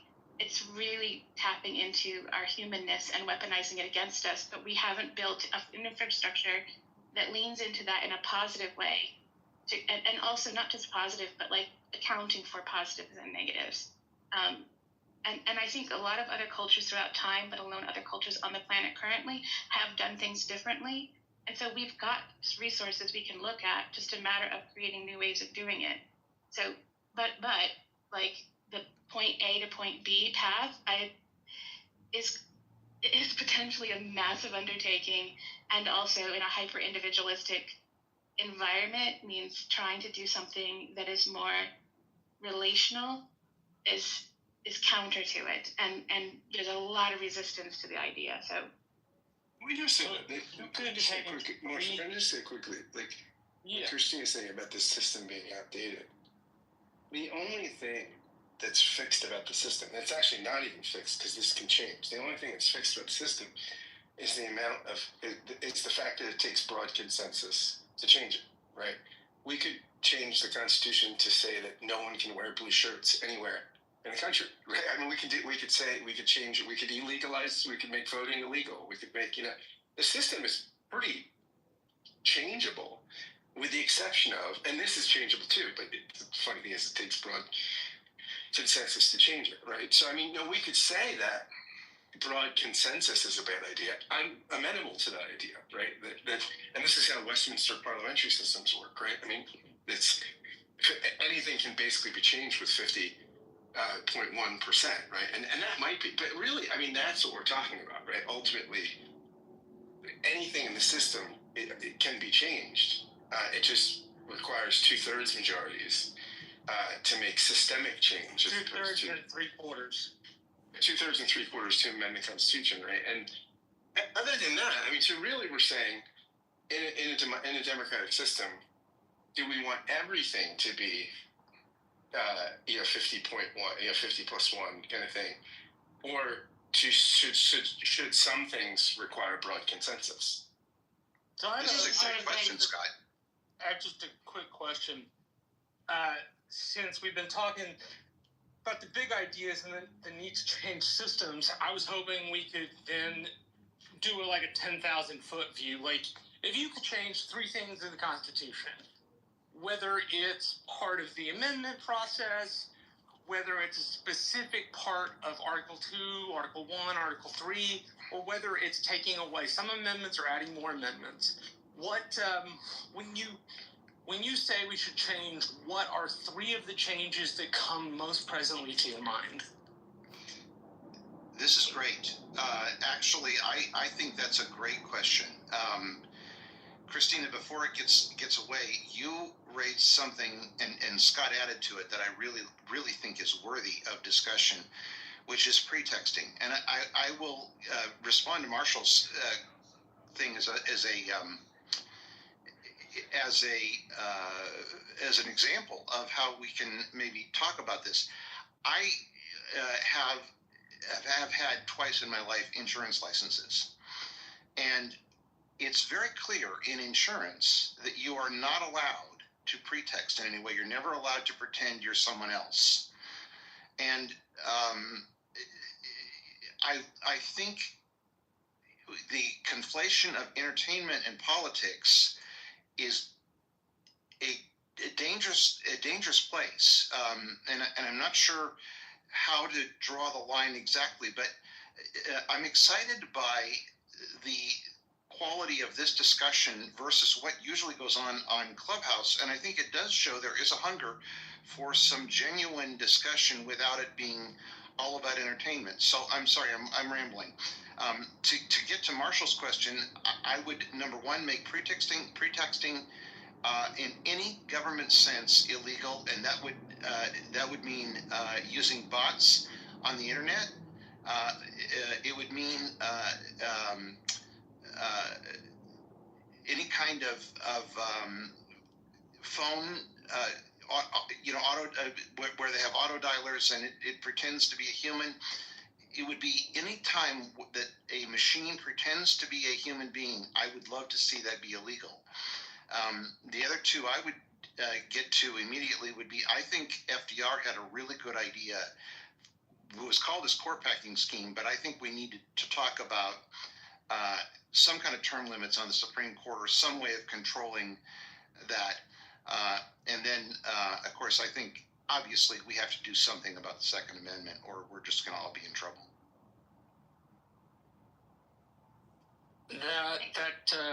Christina, what do you think? The question was directed at the stage, but I'm very curious of your particular view. I'm still back a few comments, and so I wanted to perhaps clarify or elaborate. Yes, please, before you get to mine, please clarify. I don't know. So I hear your point, Scott, about how we just need to have the certain percentage or fraction to make the change. But what I'm trying to highlight is that that's within the framework of the chessboard. But if we look at the legal ways that humans can be influenced outside of that, if you can, we know from the Social Dilemma documentary, we know from various books, from various former employees who work at Meta, for example, we know at different studies in Scotland and Australia, looking at all social platforms and algorithms and how they've been pointed, they pay attention to how long we pause on things, what we click on, what we like, what we follow, what our city or location is, what our gender is. They pay attention to all of this and begin to use it against us. And we think, because they tell us, that we have choice.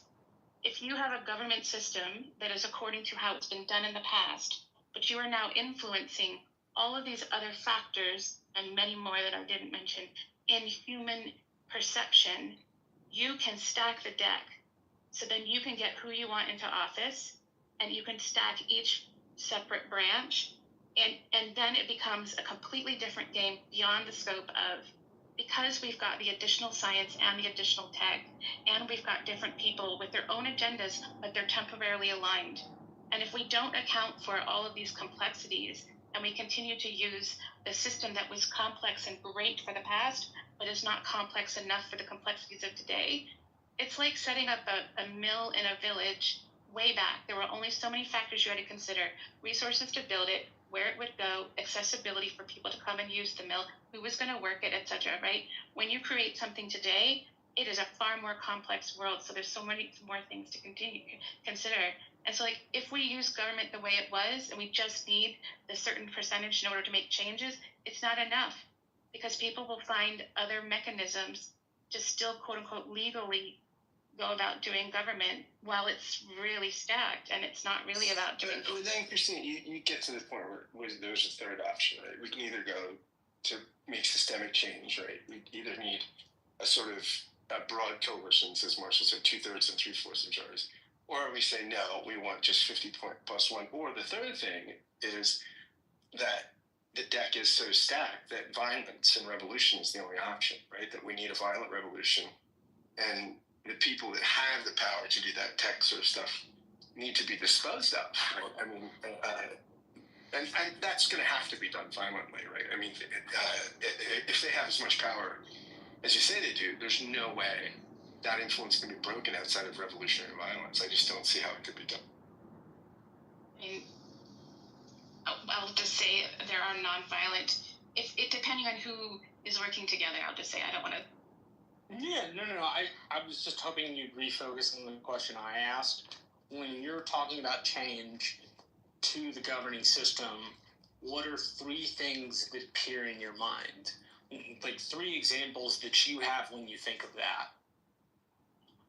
I don't approach it that way. I approach it from the ground up, looking at human tendencies, from our biology, our neurowiring, to the stories we tell ourselves, and also recognizing the patterns of when we follow those stories and when we operate against them, and trying to create new systems that account for those. Once I come up with something like that, I'll dial it back and perhaps plug it in, but I don't approach it in the way that. So Christine, long story short, on the fly, I can't give you precise answers. I mean, we could say take money out. We could say term limits.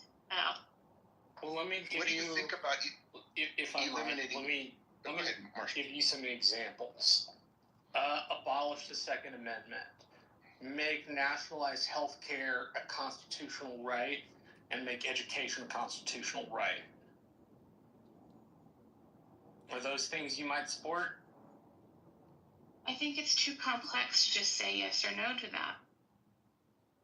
I mean, here though is the issue. The 30 to 50,000 foot view is great. Changing systems is important. But if we don't really think about how we're going to change them, then we wind up with this idea of a needed change with no map to get there. I'm not saying you're not providing a map. I'm saying oftentimes when the conversation stays at the 50,000 foot level, it stays on systems, and we don't end up getting realistic ideas of what we might do to influence the government to get to that place. And I think Scott was right. You have 3 ways to change this: revolutionary violence, either 50+1% if you would like a direct democracy like the Athenians had, for example, or direct democracy, or you do what we have now, which is 2/3 of the House and the Senate and 3/4 of the states. The benefit to the system, the way that it works, is the last constitutional amendment was done in my lifetime. I haven't seen the ERA is the only thing I can think of that had a really robust movement behind it that didn't get made an amendment in my lifetime. And that's important because maybe the amendment process is a place to start. I work in campaign politics, so I love the 50,000 foot view because it's interesting, but my mind automatically programs down to the 10,000 foot view. Like, what does this look like for everyday people? That kind of thing. I'm not saying you have to have an answer to it. I'm just explaining my thought process. Oh, I've got them, but this wasn't the focus of the conversation, and I didn't want to monopolize it by giving you my well-thought-out TED Talk of how I would do this, because that's not where we're talking. No worries. Yeah, sorry. You're okay. Christina, what do you think about addressing the issue of pretexting, of really, I know it's a little abstract, but you make the same point that I was trying to make, that somehow we've lost control of information, which means it's very hard for us to have a common conversation. And there's really very little legislation about it, except in insurance, that where I'm aware of it, or financial markets. What do you think about that? I'm torn on it, frankly, because I think the idea of universal understanding was a myth we told ourselves, and now that myth has been busted. The more we have conversations with people of different perspectives, whether locally or globally, I can also understand the need for having some cohesion of language, idea, culture, etc. But at the same time, the idea of codifying it, whatever, making it like legitimate in some way feels really dangerous. And so, like, I don't know what the answer is to that, but I think it would be an interesting thought. Interesting. Anybody else want to respond to Marshall's question about 3 things that you would like to see addressed in the Constitution now? Yeah, I think it's interesting though. In the Constitution, I think one of the things, like, it's interesting. This is voting rights has changed. Like, it's in the early days of the country, you had, like, where it was just the delegates who voted, and a lot of them, the voting was restricted in many states to only people who had property, and that expanded eventually to it's one of the reasons the Democratic Party became, in its early days, became very prominent, was because of expansion of voting rights for the white man, particularly. So it expanded, the voting rights. But I think it's interesting, though. You've had the recent thing with Trump, suing California for doing what Texas did with redrawing the district map. So granted, people will say, it's like California has their own laws. I don't know. To me, it's like, yeah, if you want to argue it's illegal. My thing is, I think Gavin Newsom at least gave people, the voice by putting it into a ballot measure, but that's aside from the point. I think that this issue right now, where it's essentially, to me, it seems like this, sort of gerrymandering is, clearly a power grab. Neither person likes it when their vote is being taken away because one party is redrawing maps to, cancel their vote for their favor. I think that everybody doesn't like that. And so, and they've done it in my state. Granted, my home state, and they've also done it in Illinois. And I think this is something that I think, needs to, be addressed as well. That's just what I have to, my 2 cents on that. What I think that's interesting is if we were like Australia, where you have to vote, kind of like taxes and jury selection and stuff like that. I would think it would be a lot more interesting to see how elections would go if voting was mandatory, unless you could declare, some kind of reason, same type of way you would be able to serve on a jury. It was fought for the right to be able to vote, and people, not even, what did they say last time? It was 40% of the electorate actually voted, and that's something like that. I just wonder what it would look like if everybody had to vote.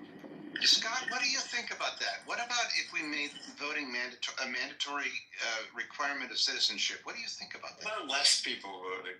That would be better. I think I'd like to have a basic citizenship test where you had to understand the system, akin to like the test you have to take to be a citizen. That would be a great idea. Instead of just getting the right to vote, like that is not a right. That is not a right, Scott. Scott, you mean like the lady that signed her dogs up to vote? that they just. There was a lady. I mean, what I'm saying is everybody. Or the people that register to vote at the DMV that aren't citizens. No, what I'm saying is you should have. My argument is you should have to pass to vote. You should have to pass the same tests that immigrants have to pass. Like my friend took it a couple years ago. He was showing me the questions. Like the basic civics test you have to pass to become a naturalized citizen. You should have to pass that to vote. I got a better one for you, Scott. That sounds fascist and wacky, but I'm for it. No, did you see the test? I have to send this to you. That they gave students in, I think it was 5th grade in the 20s, and no, but I want to see that. Unbelievable! If you can try to get 50% of it, and I doubt you will. It's incredibly difficult, and it was the average test for it's either a 5th grader or a 7th grader in the mid-20s. It's amazing what we used to know. So, Abby, you are in favor, if I hear you right, I'm putting words in your mouth intentionally, of some kind of testing for people to have the right to vote. Is that fair? No, I'm in favor of people teaching civics again in school. I'm in favor, this app, if it's taught me anything in the 4 years I've been on it, is how incredibly ignorant American citizens are of civics. And they used to teach it when I went to school in early grades. And it's incredible just the basis of how our government is established, our branches of government, who's responsible for what. I would make every American go to visit Independence Hall and see where it was born and why it was born. I mean, just in the chat now, people saying do not have equal representation from the smaller states. And people don't, I think, even understand how we formed as a union and why we had to give equal representation to all the original states. We would never have been a nation. Thank you, Marshall. But you would know that if you took freaking civics. But it's extraordinary to me. It's specifically the Virginia and New Jersey plans, right? The Virginia plan was prefaced on popular vote and proportionality to population. The New Jersey plan was premised on a place where the small states were equal to the large states like Pennsylvania and New York. And Georgia coming in. I mean, yes, ma'am. So there's so much to it. But Alan, to answer your original question, the first thing I put in the chat is I would get rid of the pardon, the presidential pardon. It makes no sense in today's environment. It didn't make sense once we formed branches of government and we created checks and balances. It made sense in feudal England, where there wasn't ability to have a check and balance, and the monarch or the fiefdom, the lord had to get involved and have that right to pardon. But it makes no sense to me, and I think it's divisive. So that would be the first thing. I am thrilled to hear that. You and I agree. Absolutely agree on that. I completely agree. I am so thrilled. I say that, although I question how I would have felt as a citizen if we went through a trial for Nixon, like whether Ford did the right thing when he pardoned him. So maybe maybe there's some form, but not. I would amend the Constitution to get rid of it. But that's the one time I understood it. But that's about it. Well, that is such a great example because I actually lived through that, and I suspect you're younger than I am. Oh, I lived through it too. We're the same age, I think. The other thing is the president has the right to declassify anything. So if Donnie has a moment and I go up to him and ask him where the most dangerous things in the United States are, he can tell me, and it's legal for him to tell me. Well, to get back to this with Abby, I think that at the time I thought Ford pardoning Nixon was brilliant. In retrospect, I think it was unfortunate because it set this incredible precedent that there is no punishment for bad behavior. And if there is one thing wrong with our culture right now, I think the idea that we can't agree on what is what is worthy of punishment, what is worthy of dealing with bad behavior is a real problem. Alan, I'm on the total opposite side. We're on the same page with this, Alan, and I think we've seen abuses of the pardon. I mean, I'm not getting political left or right, but you know all parties have abused it, and I think it doesn't make historical sense. It made sense in feudal England. It just does not make sense now. Alan, I'm on the opposite side. You know, in the Federalist Papers, they call it the benign prerogative. My theology is a monergism, at the heart of it is a monergism of grace. I love public acts of extravagant mercy. And I think more pardons the better. I love pardoning. I love when people get pardoned. You're so Christian, Scott. Quit being so Christian. Exactly. This is total. This is 16th century antinomian Lutheran Christianity, and I love pardoning. Actually, I think I don't even know how to respond to that, Scott. And I will take those two Jewish rebukes seriously, though. No, we're an eye for an eye, Scott. Sorry about that. Exactly. And one of these is my rabbi down there. Yeah. You mean literally, Abby, when you say eye for an eye? I'm just quoting the Old Testament. We're playing with Scott. It's his one of my two favorite testaments. One of my two favorite testaments, like Trump. I'm 50-50. Oh, Jesus. No, but seriously, the reason I said what I said about declassification is he had an operation going in Mar-a-Lago in his party room while we were having, a military act overseas. And anybody in the club that just happened to walk in the room while everything was going on and decisions were being made, the Situation Room was going on right there. And I just don't see how, in any sense of anything, how that could or ever should be constitutional. And I'm sure we agree with you. I think we agree with you. Denise, you've been very quiet. I would love to know what you think.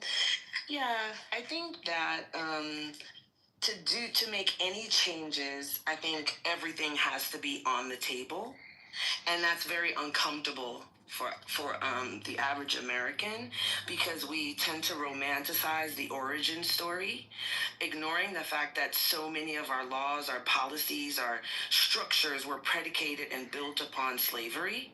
They were built with immoral baseline intentions.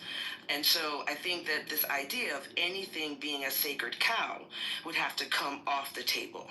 And so for me, what the first thing I would do is we have to create a structural ability to revisit truth, right? We have to hold people accountable for rampant deception, because it doesn't matter. You can't have a democracy if you have such complete misleading, especially in this technological environment. The ability to kind of manipulate a poorly educated populace has reached a level unlike anything. I don't think there's a relevant example in recent modern history. And so to me, like, the focus would be fairness doctrine, increasing libel laws. You can talk, but you better have some backup for what you're saying. I would get rid of partisan news. I know that sounds crazy. You can't use the word news if you're going to be partisan. I bring back the fairness doctrine of the 80s, that you got to have both sides on, and you talk about the topic, and you're not framing the discussion. You are presenting different opinions. I think until you figure out how to get some kind of common set of facts, your democracy is doomed. Boy, I couldn't agree with you more. Unfortunately, Denise, the news isn't reported. It's not viewed the same way it was viewed in the 80s.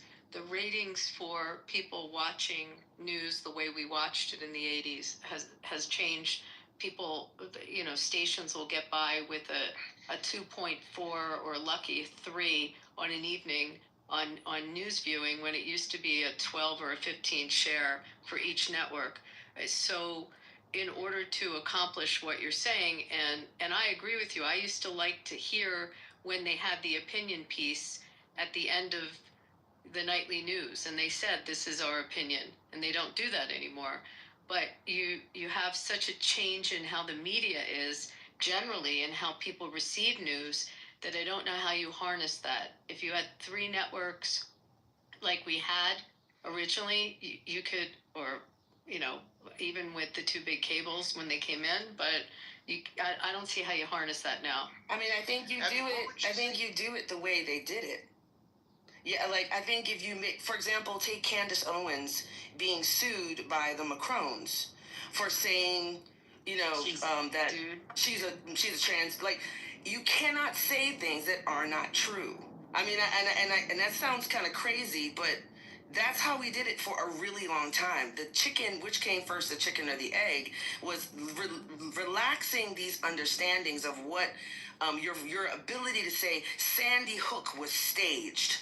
Like, these are recent phenomenon, and we're talking, if you know, Marshall's question was pie in the sky. If you could wave a magic wand, if you could change things, what would you change?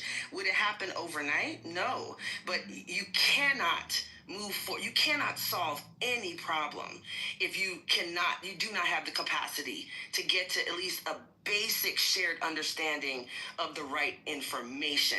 Then you can disagree about, you know, red, white, up, down, purple, orange, right? But we can't even get there because we are so mired in disinformation. And, you know, a good example of this that is not political is think about how large language models work, right? So you have you go to ChatGPT and you say, what fund should I invest my Fidelity account in? What's the best, most profitable, safest deal? Well, if I own a fund, I just have to use AI to write 10 million articles that say my fund is the best. And now you are getting given the information that this fund is the safest and the best, even though that's not true. That, to me, if we don't figure out a structural response to misinformation and disinformation, I don't know how we move forward. So I can respond to the first part of what you said. The second part, I'm not technical, so someone else can. But with respect to libel and slander, our laws haven't changed. In fact, you know, the leading cases are still the leading cases, whether it's New York Times, Sullivan, we can go through them. You still have the ability to sue under, you know, for the disparagement. And if you're a public figure, it's still that higher standard. I mean, that hasn't changed. But what happens is that, first of all, the cost of litigation is so, you know, overwhelming for people. And also, you often don't see the same amount of litigation because the person that's harmed puts their whole person on trial. So everything about you, every email you ever wrote, everything about your life as the victim of the statement is now on trial. And you often see people will shy away from that type of litigation, A, because it's so costly now, and B, because of just what you go through to litigate it. But I don't think that I mean, unless I'm wrong, I don't think that any of those big landmark cases have been overturned. They're still our law. But to the second part of what you said, someone else could probably have more info on that.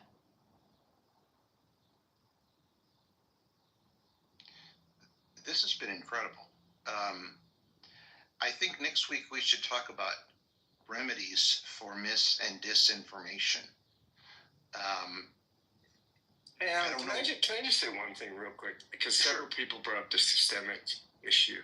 Mm-hmm. I mean, this went back to the 18th century. I mean, Jefferson's solution to this problem that everybody's been pointing out, that you know, there's too much corruption, there's too much systemic, you know, inertia, was to blow the thing up every 20 years, every generation. He thought no generation should govern the next. About every 21 years, he had a kind of odd view on what a generation was, and many of his founding father peers were face lots. But for him, it was just reset the whole thing, hard reset every about 20-some years. Now, I mean, that's pretty disruptive, but it solves the problem, right? Of things just becoming so intractable, right?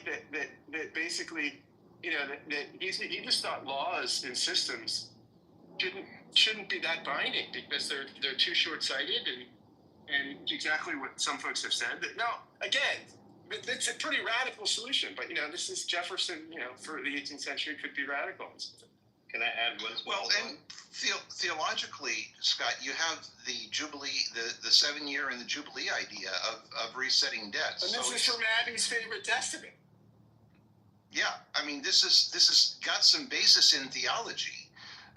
Not to say that should be the end all beat all, but it does. But how does anybody make a plan? If you think about Social Security, if you said every 20 years we're going to blow it up, well, that couldn't work, right? This wasn't when people, when Madison, Jefferson, it was. I mean, the 18th century founders thought this was radical. I mean, but Jefferson saw some of these problems, right, around systemic, kind of inertia, and so I mean that's. But this is the exact problem that why we didn't go this way. But Jefferson saw the problem. Can I add one small one? Go ahead. Yeah. No more polls. No more polls. Nope. Tell me more about that. I think it in many ways, especially in this day and age, it sways too many people from engaging or disengaging. Right?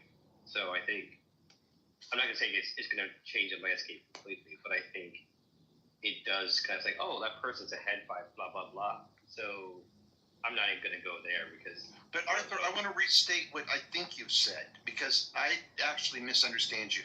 You could mean no more public opinion polls. Yes. Or you could mean... That's what you're talking about specifically. Yeah. That's a good idea.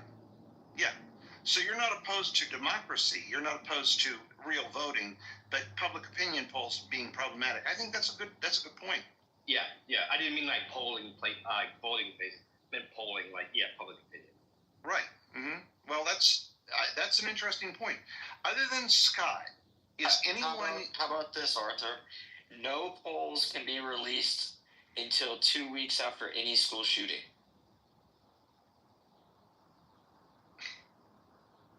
That's an interesting idea. You'll make the Republicans go crazy. What? Yeah, well, maybe they'll address the problem.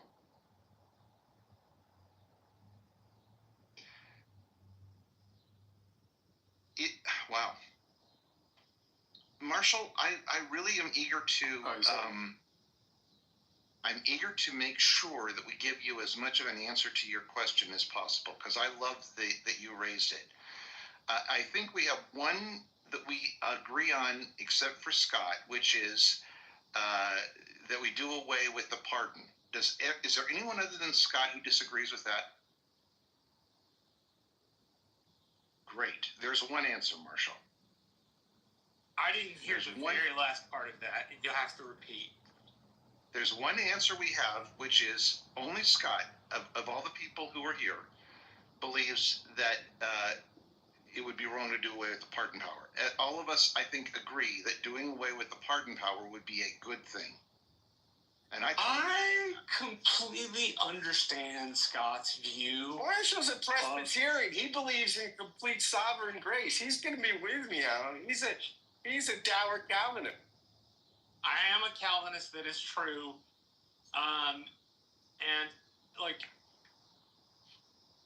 I understand the extravagant displays of mercy. There's a show I like. It's called The Last Kingdom. It's a TV show based off a set of books by a dude named Bernard God, I Cornwell. love that show. So, Uhtred, when the character's name is Uhtred, when he's about to be put to death, and, maybe put to death, whatchamacallit? Oh, shoot. Oh, there he is. No, it's not Uhtred. It's a character named Father Baelka. And it's based on, English history in the West Saxons. Anyway, the King Alfred the Great had died. They were about to do away with this main character. And the bishop says, we need to move this inside. And Father Baelka yells out, justice must be seen to be done. And I think there's a huge part of me that understands extravagant displays of mercy. I think where maybe Scott and I might depart is in the political use of that. The extreme displays of mercy to people who don't deserve mercy. But as a Calvinist, I'm not the person to decide who needs mercy. Yeah, that's the Lord. Well, yeah, exactly. That's my point too. I think we have a problem when we conflate religion and politics. Totally. You know, render unto Caesar that deserving mercy oxymoron. You don't deserve mercy. Like, you deserve justice.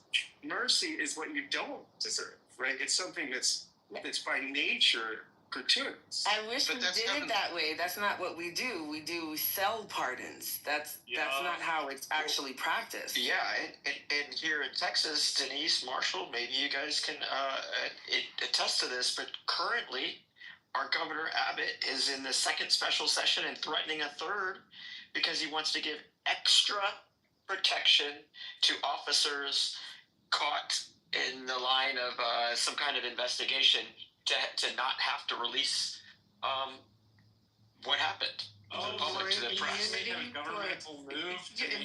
you're talking about? Extra immunity, further than already exists. So further than already exists, but unfoilable, Abby. You won't, like, that's information they won't give you in a FOIA. Got it, I understand. Okay, but what I'm concerned about is, like, what happened to the Capitol and 9/11. I mean, justice was served for those that were tried and all that. And so I just I can't fathom any rationale, faith-based or otherwise, of why there would be any mercy there. I just can't. Well, as somebody who, like, splits I don't know how you do, Scott, but I split it. I have a religious view and I have a secular view. And the secular view is that a bunch of those people did not deserve to get pardons. Maybe there were one or two who had charged and they were overcharged, per se. I don't really know. And maybe those people deserve some sort of mercy. But if we're talking about people like Enrique Tario and Stuart Rhodes, they were charged with the closest thing to sedition since the Civil War or the beginning of the 20th century. I can't remember which one. And Trump pardoned them. So I'm very much on I am for extravagant displays of mercy, but I understand why the pardon power has to go. If you go back to the Grant administration, he sold pardons. And I think Cleveland did too. Only God can really give extravagant display of mercy. I don't think it's a human thing. I think it's a divine thing. I hope that doesn't offend you. No, not at all. Me? No, I believe in Hashem. That's the only place I'm going to get mercy. Sorry, sir. Well, also, but Alan, you don't think that it's possible in a human? Have you seen Les Miserables? It's not a sci-fi thing, right? I mean, Les Miserables begins with a human extravagant act of mercy. But it's not a government display. It's okay. It's not, and you know what happens at the end of that? The government figure who can't embrace mercy has to kill himself. Chooses to kill himself. He chooses. Thank you. Well, right. It's the nature of it's the way that the law ultimately it's the end of the law. The law killeth, right? The spirit killeth. I mean, I love one of my all-time favorite movies. Yossi's going to finally think there's something decent about me, is Fiddler on the Roof. I think that is like the world's greatest movie because it does show that there is a limit to where, of course, in that case, it's a patriarchal country, but a patriarchal world, but it does show that there has to be a limit to what a man can forgive, and I believe that. Wow, this has been wild. So I had one idea for fixing the system, but it would require, Marshall said, well, what is something that you would do? Now this would require, of course, there's free speech issues here. But I think that you should only be able to contribute to candidates that you can vote for. and it can only be an individual. It can't be a PAC, no PACs. PACs should be outlawed. How do you deal with the First Amendment outlawing a PAC and your right to well, we're petition the government? We're talking about an ideal here. We're not talking about reality. Yeah, it was if you could wave a magic wand and you could. If I could wave a magic wand, people would only be able to donate no more than $100 to any single candidate, and you could only donate to people that you vote for. And any political ad would have to be signed off on by that candidate. So I think that you would get much, much better quality candidates, and there would be a lot less of this shenanigans that go on now. So I think, you're not going to get past the Supreme Court on that. So Rick, it would take a constitutional amendment to do it. In your idea, so let's say I live in New York and I really, really, really I want to weigh in on a case that's in Iowa. Could I physically go there and protest, walk? I could do all the things, but I couldn't give cash money. Is that? Sure. So speech is allowed. You can go out, you can stand in the street, but you wouldn't be able to buy advertising. Well, how do you get around the fact that, number one, have you been involved in a campaign? Yes. Are you connected? Okay, so you know the expense. Years. So the last campaign I was involved with, my girlfriend was $21 million on her side alone on her congressional campaign. So your concept of $100 per person, I don't even know if she could buy an ad in the newspaper that people don't read anymore. How is she buying as a straight candidate and not PAC money, because that's almost 8 times the price of what she pays? How is she buying any digital, any media buys? And how are the local TV stations going to stay in business if they don't have media buys from candidates? I mean, they live for the cycles. So, I mean, I'm just saying the effect that it would have. So how are we going to learn about the candidates? It could be done like how they do in England. So before we go down the rabbit hole, I want to get everybody to answer the basic question. My attempt is to connect 50,000 feet to 10,000 feet. That's the idea. So Arthur, it's you. If you could change 3 things in the Constitution, 1 to 3 things. You don't actually have to say 3 if you don't want to. If you change 1 to 3 things in the Constitution, and you weren't dealing with practicality, because we're going to connect practicality in just a minute in the discussion, but how would you change the Constitution? What would be an addition or a subtraction or a modification you might make? So yeah, the one I added was no more opinion public polls, and the second one I'm adding is that they should make it, I think like it's in the UK, candidates can only run for a certain time, and it's public funds for a certain amount. So you limit the amount of time that people can run, and then you just make it, I think that right there would eliminate so much. Interesting. Alex, are you there? I don't think I've heard you yet. Alex. Bueller. Nobody there? Okay. El Normo, wave a magic wand. You could change 1 to 3 things about the Constitution. What would you change? I clean up the grammar. Like, for example, how does the second go? An armed well-regulated militia being necessary and proper to the maintenance of a free state, I believe.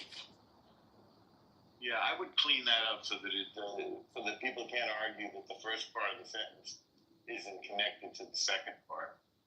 That's, off the top of my head.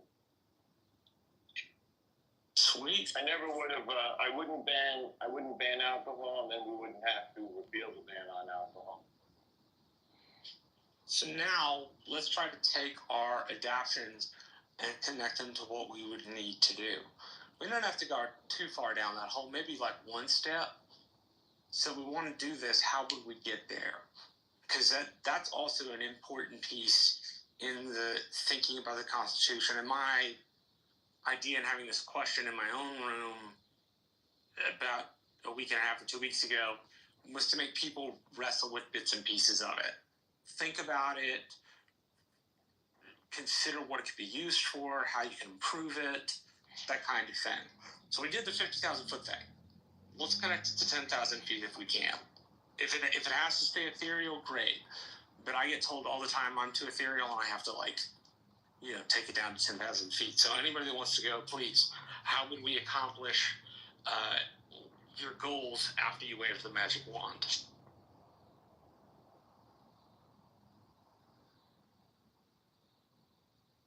You mean how do you obtain an amendment to the Constitution? Are you asking that? I mean, there's No, I'm asking lots of areas in the Constitution that could get cleaned up. No. I'm saying people who want changes with how we have this system today. How do you then practically get to a solution? Is it a quick solution, or is it going to take a long period of time to get to? You probably have to do the things that are pissing off everyone in the room that we have. So in order to get what you want accomplished, you're going to have to lobby, which that's a dirty word to a lot of people, but it's our right to petition. You're going to probably have to contribute into campaigns that enough to make a difference to those candidates that they are going to champion the cause that you want. So all the things that you're fighting against, you're going to have to utilize in order to get in line those votes to make the change. Yeah, I mean, I think definitely that there should be, limits on how much you can donate to each candidate. Because, I mean, essentially, I think that's antithetical to, I mean, when people say that, you vote with your dollar, that implies that if you have more money, that means you have more power. And so that's why I don't think the government should be based upon how much money you can contribute to each politician. So what did Harris get? $1 billion? How much did she finally raise? I think about it. She raised a lot of money. Like $1 billion. And I think it's corrupt. We haven't gotten, we're wandering down the rabbit hole without CM. CM, you haven't answered the question yet. If you could change 1 to 3 things, what would you change? About the Constitution? Yeah, man. If you could wave a magic wand, I'm asking you to sit at the 50,000 foot level. If you could just wave a magic wand and fix 1 to 3 things about the Constitution that irritate you, what would you do? I almost wouldn't change a thing. The problem is that I mean, dude, our founding fathers wrote a nearly perfect, how they say, living, breathing document, amenable to be changed with the correct number of votes. They wrote a near perfect document. The problem is that the best political document written in history. Period, full stop. The problem is that, obviously they lived in a time where things like the Second Amendment, they were talking about people, people have muskets, not automatic weapons, so they couldn't get that far ahead. Just a history piece. It depends on how you define that. A lot of people had muskets, but a lot of people in the colonies had what were known as Kentucky long rifles. A musket was accurate. That's a minor detail, but who cares? Point is, they couldn't envision the type of weapons we have today. They couldn't, in terms of the Second Amendment, they couldn't envision things like social media and the internet that would affect our society and misinformation and all this. If it wasn't for these things like that, these modern problems, it's almost a miracle how well actually the Constitution worked. For 250 years and the intervening 250 years since it was written, we became the wealthiest, freest, most prosperous, innovative nation on the face of the planet in all of human history in 250 years, based on that document. It worked miracles for for a really long time. But yeah, the wheels are starting to come off because the world has just changed way too much that no matter how wise Jefferson and Madison and all these guys were, who are like my heroes, there's some of my not scientists. They're the other one, my other heroes that are not scientists. Except for they could only see so far into the future. Obviously they can never imagine anything like the internet or social media or anything. And so it worked. Like I said, it worked wonders forever. But for a really long time, made us the greatest nation on the planet. But it's but I'm gonna direct you just a little. It was gonna run out. Can I just want to say one thing in response to that. When we say this, when we say what they didn't see and saw, if it's outdated, which it very well may be. I mean, the whole thing could be outdated. Every sentence, right? No. But it's interesting that really they thought the whole thing could be outdated. They didn't make anything sacred. Every single sentence in the Constitution, every single sentence could be deleted. The one thing that we're arguing about, I think, what it gets down to, is broad consensus to change it, right or not, right? Are these 2/3 and 3/4 requirements? I mean, we can make a change that no one can wear blue. We can make a change that says no one can make over $100,000 a year, and that anything over that should be redistributed to poor people. Any of that could be constitutional. Anything. The question is the broad consensus required to make these changes. That's really what we're arguing about. I mean, at the essence of that is did the idea in the 18th century that changes, just structural changes to the Constitution, not legislation, like we can make all sorts of laws, but structural changes to the actual founding document, right? Should that require broad consensus, right? We could pass a law that says no one is allowed to wear a blue shirt. The question is, people would probably say that's an extension of free speech, right? Then we'd be a constitutional thing. Then to change that requires broad consensus. Now, that's what really we're arguing. When we say, are the founders right or not? Were the founders right about requiring broad consensus to make systemic change or not? And if we can answer that one, we'd get at the root of the answer is obviously yes. I don't even know what question you're asking. Well, he's asking a question about mechanics. In the sense of it can't obviously. Hey, CM, could you just hold on a second? We had our main mod, Alan, speaking. If you could just wait till he's done, I'd appreciate it. Alan, please go ahead. Scott is asking a question about mechanics, and I think he's making a damn good point. If we look at when the Constitution was founded, the ruling class was the wealthy. It was white men. We now have blacks, we have women, and we have an effort to broaden the electorate. So I think that Scott raises the right question. How do we even measure and find a broad consensus? And I don't know the answer. I think we're severely handicapped by gerrymandering and dark money. Right? You should have to come. You should have to come to our district and make your case to be selected. I don't think that the elected officials should pick their voters. Make your case, present your ideas, and you cannot do that if like we just had in Texas census, you just kind of move the goalpost and make the wiggliest archipelago whenever you get ready. And I don't care which side does it. It contradicts the foundational belief that every person has a vote, right?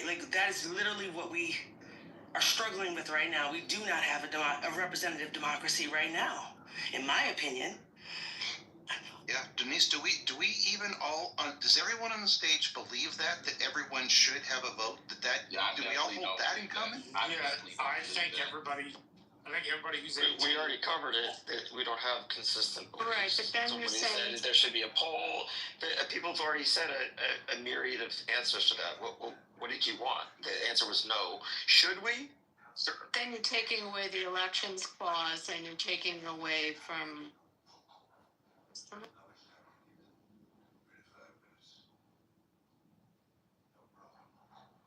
You're okay, Abby. I think she was talking about the elections clause and the time, place, manner clause. Time, place, manner clause is the thing that derives elections down to the state. There is a piece of the Constitution where it says Congress can step in and make a law. If anybody's interested, we have been using the pinned link of the National Constitution Center based in Philadelphia. The National Constitution Center is, I think I'm going to repeat their credo just about correct, the only institution funded by Congress to disseminate information about the Constitution on a nonpartisan basis. Marshall, the director will be coming on the Give It Take podcast in October. Jeffrey Rose will be my guest. It's the best place. He's a huge Brandeis fan. Shout out to Philadelphia for having it there, and it's absolutely a pilgrimage people should make. Go to the Constitution Center. I think the best part about this week, Abby, it's a spit out for Philadelphia, right? Excuse me? A spit out, not a shout out. Jalen Carter. Oh, yeah, good. I got you. All right. Provoke.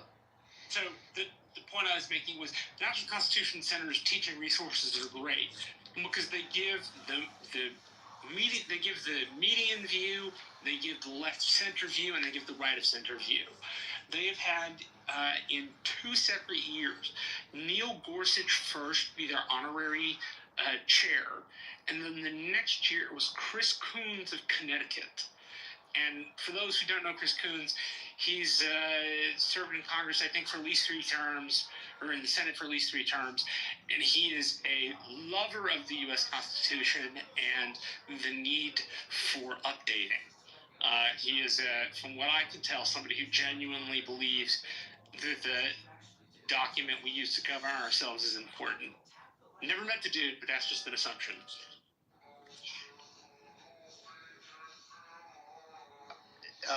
Okay, I am kind of obsessed with it finishing within an hour and a half just because I think it makes for a better discussion if people have a sense of an ending.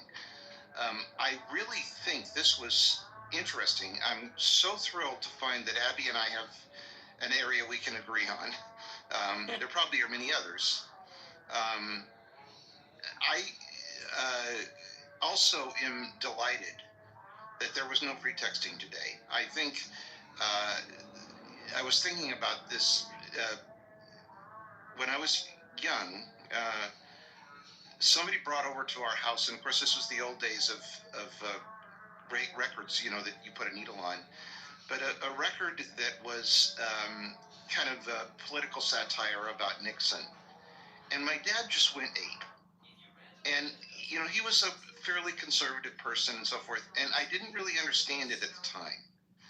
And I suspect that he couldn't have given me a logical answer to why it upset him so much at the time. But I think it gets to our notion of truth. I'm obsessed with the idea that Santa Claus is something that is very bad to teach our children, particularly for those of us who have Christian faith, because of the same basic reason that we have a need to know what is true. I feel like I'm wondering, and I don't mean to. I think we should revisit this same topic next week. I think next week we should all come to the room with an answer to Marshall's question.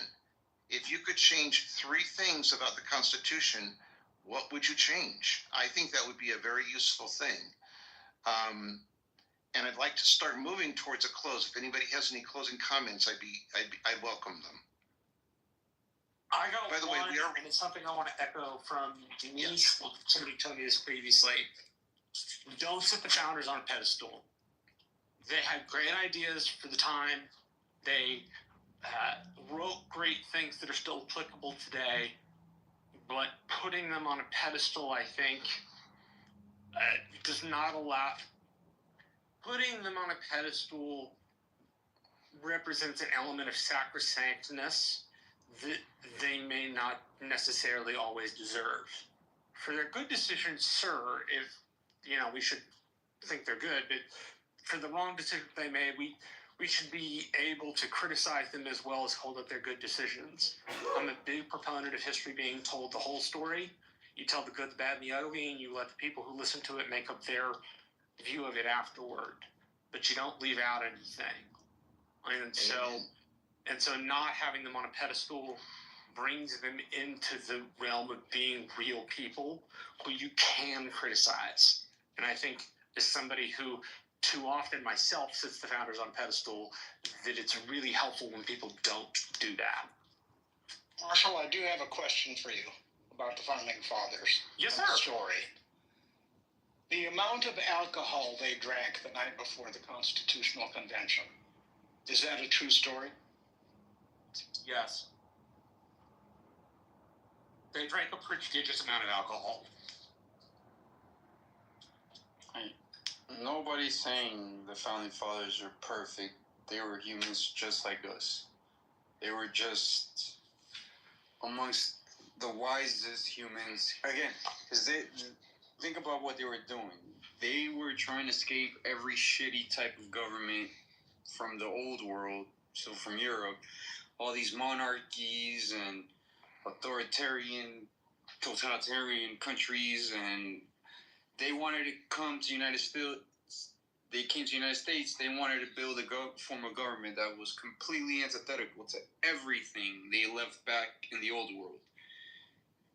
And they did their best. They did their antithetical. Nobody's putting them on a pedestal as like they're perfect.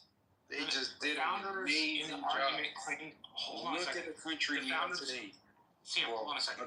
The founders, in their own right, before they got to we need a different governing document, applied for the rights of Englishmen along the basis of the English Constitution, which was written with the Magna Carta in 1215. So they were very, very wed to the Enlightenment ideas of Great Britain at the time. What they were fleeing pursuit from a lot of the time was an established church, and how a lot of the folks that were Quakers and more Puritan-y did not have the ability to freely worship because there was a state religion in England. Yeah, exactly. Do you That's what I'm saying. think we could have a constitutional? Do you think we could have a constitutional convention today? Do you think they could put a group of people together and write it? We would go straight into some form of like hyper-authoritarian government. I think putting all of the sovereign power of America in a room, since what we did the first time was, hey, you're supposed to amend the Articles of Confederation, not come up with a totally new document. All of that sovereign power in a room, I don't trust. Yeah, these politicians today, I don't think they're mature enough to go nowhere near that Constitution. And we already know the type of things that they would change. That First Amendment is going away. That Second Amendment is going away. The Fifth Amendment is going away. All the things that these politicians need to weaponize their power against people is going away. So, yeah, this batch of politicians, 100%. They're just not mature enough to touch. Yeah, they're not mature enough to touch them. You know, the Constitution, like somebody said earlier, is a perfect document. The problem is, it's just like in law. How the law is written and how it's applied is two different things. And that's what's wrong with the Constitution. They don't actually do things in regards to the Constitution. It's like the Bible. You know how people pick and choose what parts of the Bible they want to believe in? The Constitution is the same way. Abby, I'm curious to know what your answer to the question that you asked is. I know from another country that has had a Constitution Committee now for many years, and very bright people on it, and they can't get a consensus. I'm not going to get into what country it is, but they've been debating and they can't put together a constitution. I don't think we could, but I did want to say to DJ, if all of a sudden they abolished the first, second, fourth, let's get rid of search and seizure, let's get rid of the fifth, you still have the Ninth Amendment, which is curious, because if you look at the Ninth Amendment, and let's say they didn't get rid of that, that gives you fundamental rights that aren't enumerated, that aren't stated. So unless they said you don't have a right to free speech, they just got rid of the amendment, you still might have it implied in the Ninth Amendment. It's just food for thought. But yeah, that makes sense. think you could not find if you took our best scholars, if you took every top constitutional scholar that publishes what we call the horn books, the treaties of constitutional law, put them all in a room to try to write it, I just don't think it could happen today. That's we're way too divided. It's different. We're way too divided. It's different. They were writing the Constitution right after, the Revolutionary War.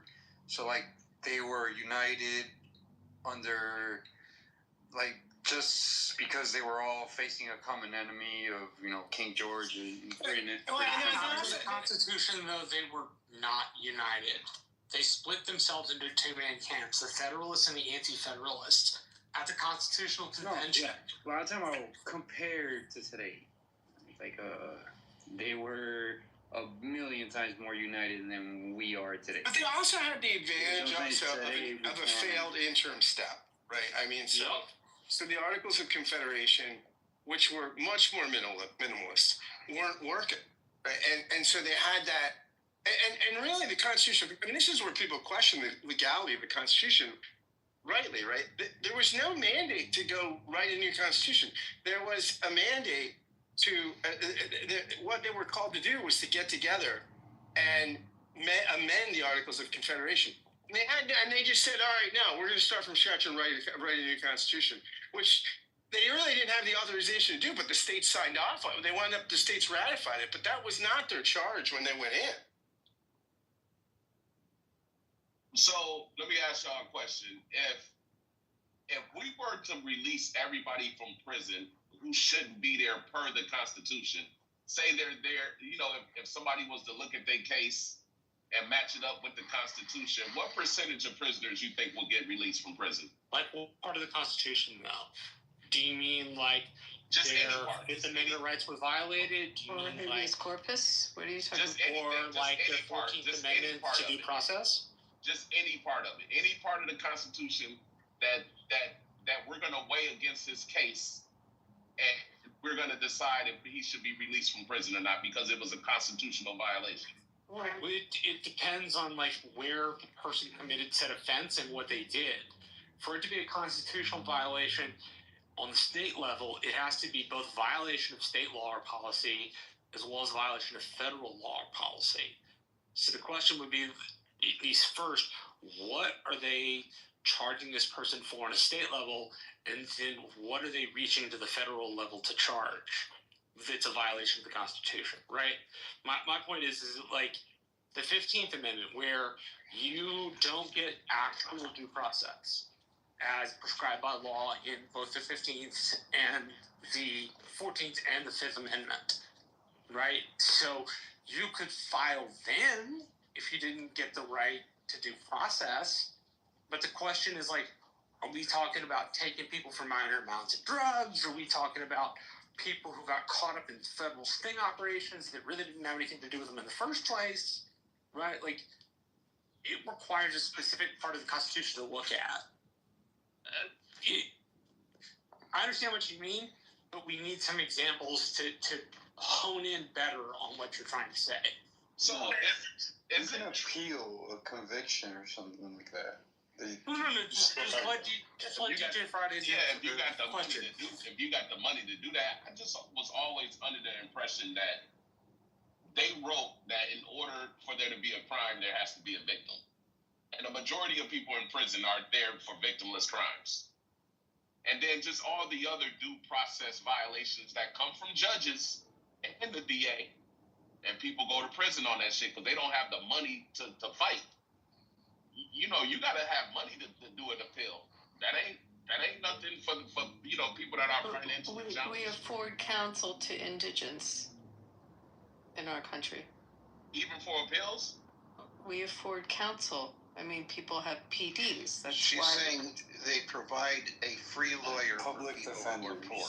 There's if you can't afford your own lawyer, you're assigned a public defender. But DJ, are you talking about situations where if you're incarcerated, then it's probably going to be a Fourth Amendment violation or something regarding the evidence and whether that something was tainted. I mean, I'm just trying to use an example that would come up with someone who got convicted of a crime, and they could argue, fruit of the poisonous tree arguments, something like that.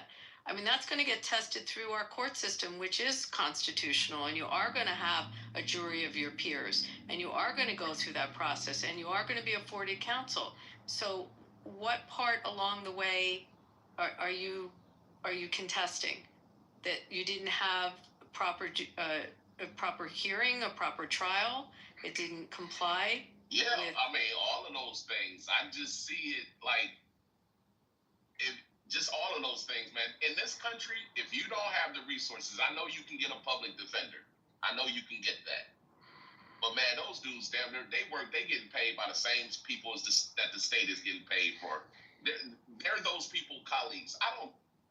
Public defenders, I get why they're needed, but that's not, I don't know. I've just always felt like that wasn't real counsel. Because they're working, they literally work for the same people that they're defending you against. Oh boy, DJ. I have so many friends that would tell you to go take a hike, that work their asses off as PDs.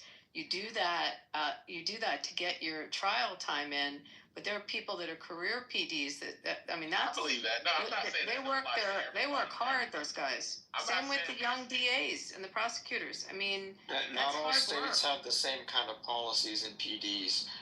In the South, you don't find nearly as many public defenders, and you don't always get access equally in all urban environments. So to say it's a common right for everybody is false belief. And just growing up, I've never been in trouble with the law ever in my life, but just having friends, and I go to their court cases with them, man. The public defender is like just rubber stamping everything. It's like he's just there to guide you, to prison. He wasn't really advocating for you. And I'm not saying this applies to everybody, because everybody has their own ambition level. Yeah, because if I was a public defender, I'm trying to win those cases to put the score on the board so I can one day have my own practice. That's what I would do. But it's so many times, man, where a lot of public defenders, especially in certain communities, man, they're just there to be a rubber stamp for the court system. There's lawyers that are private lawyers that are full of shit. That they just want to get paid. They don't really pay for their clients. Nothing's perfect, man. Yeah. Okay, I was going to close this 10 minutes ago. This is very useful, but I don't want to moderate it beyond the time. I'm not sure what to do. I think what I'll do is close it, and we will open this up again next week. Marshall has left, it looks to me like, and this was his question. So I think he was expecting it to be done at 3:30, or my time. I'm in the Pacific Coast. So we will open this again next week, and I don't know, we'll try to pick it up where we left off, try to make it a little more organized. But I really appreciate everyone's participation, and I particularly appreciate that there was no pretexting today. Thanks, everyone. We'll see you next week.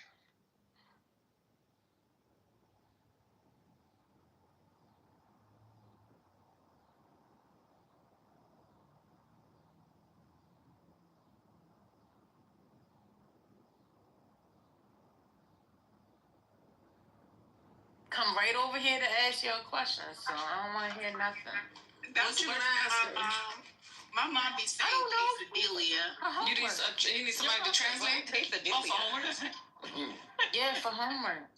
Oh, okay. I be like, that's like my auntie from Kentucky. She be like, "Oh, I love some tortillas." Tortillas. I'm like, what? Tortillas. I almost choked on that. They're so good. Can I get some extra tortillas when you come? Hey, girl, let me order. Give me some tortillas. Not tortilla. Tarantulas. They have the best tortilla chips, baby. Did you guys see where they said for the media, do not cover any disturbances or anything about people having anything to say about Trump, any protesters at the U.S. Open? Don't broadcast that shit. They literally snuck him in, and then they snuck him in before the crowd got there. Yep. And then when people were booing, they cut the audio so that we can't hear the boos. Yeah, they just don't cover that at all.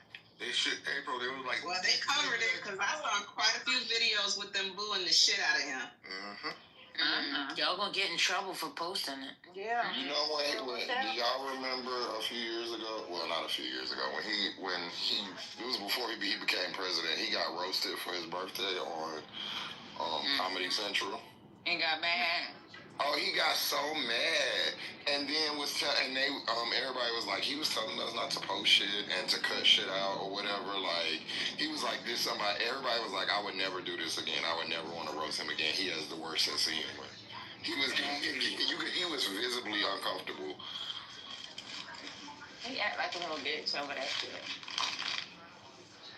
Let them roast you the way they tore Justin Bieber ass up.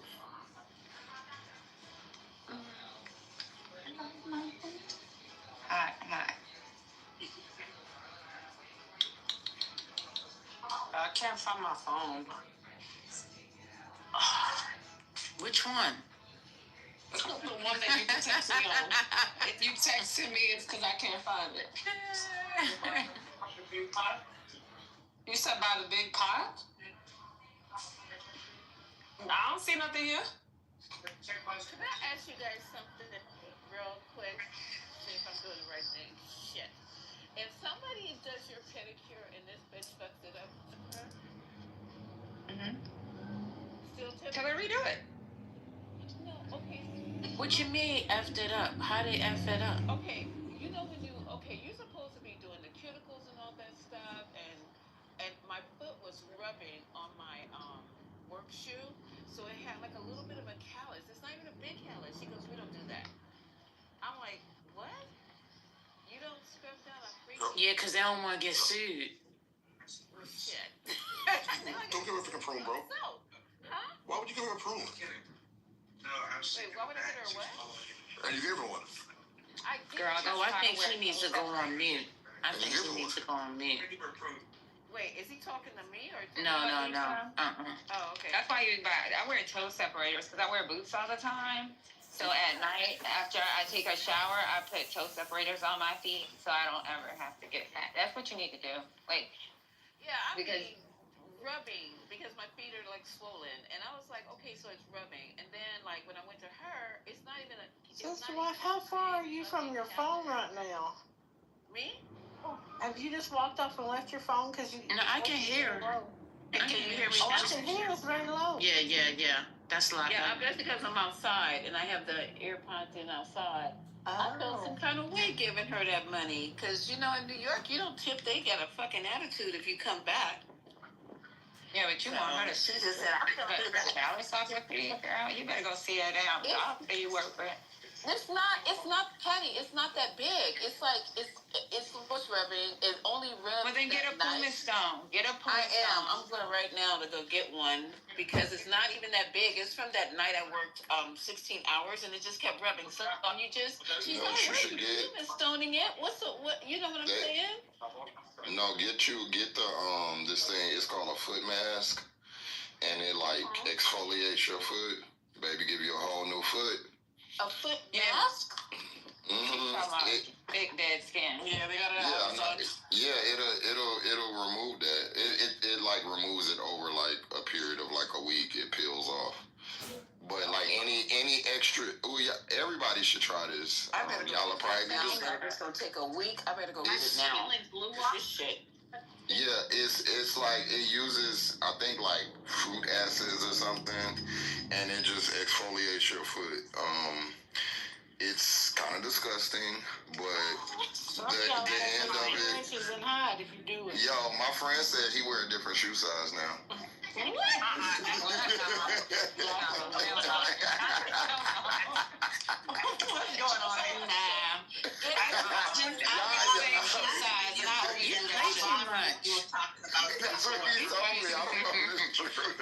So his callus went down that big. It went down.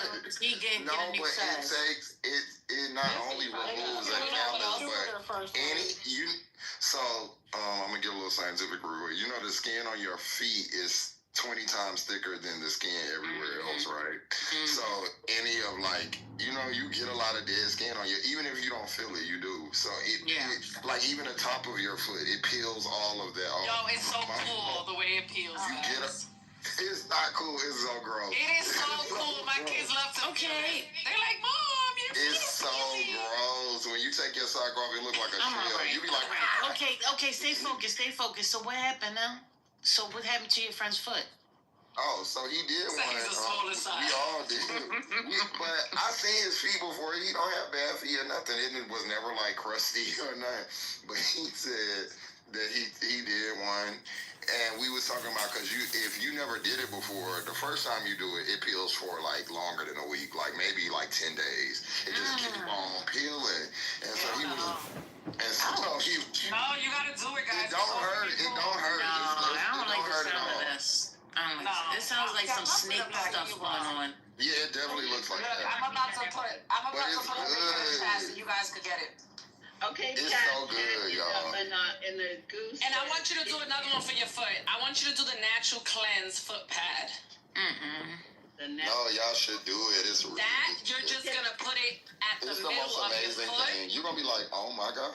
And it's supposed to remove all the detox. It's a detox, so it removes all the pads. toxins from your body. Yeah, I did those before. I did that one too. I got these. Once I was sick, it got me right together. Yep. Yes. Okay, so Pat.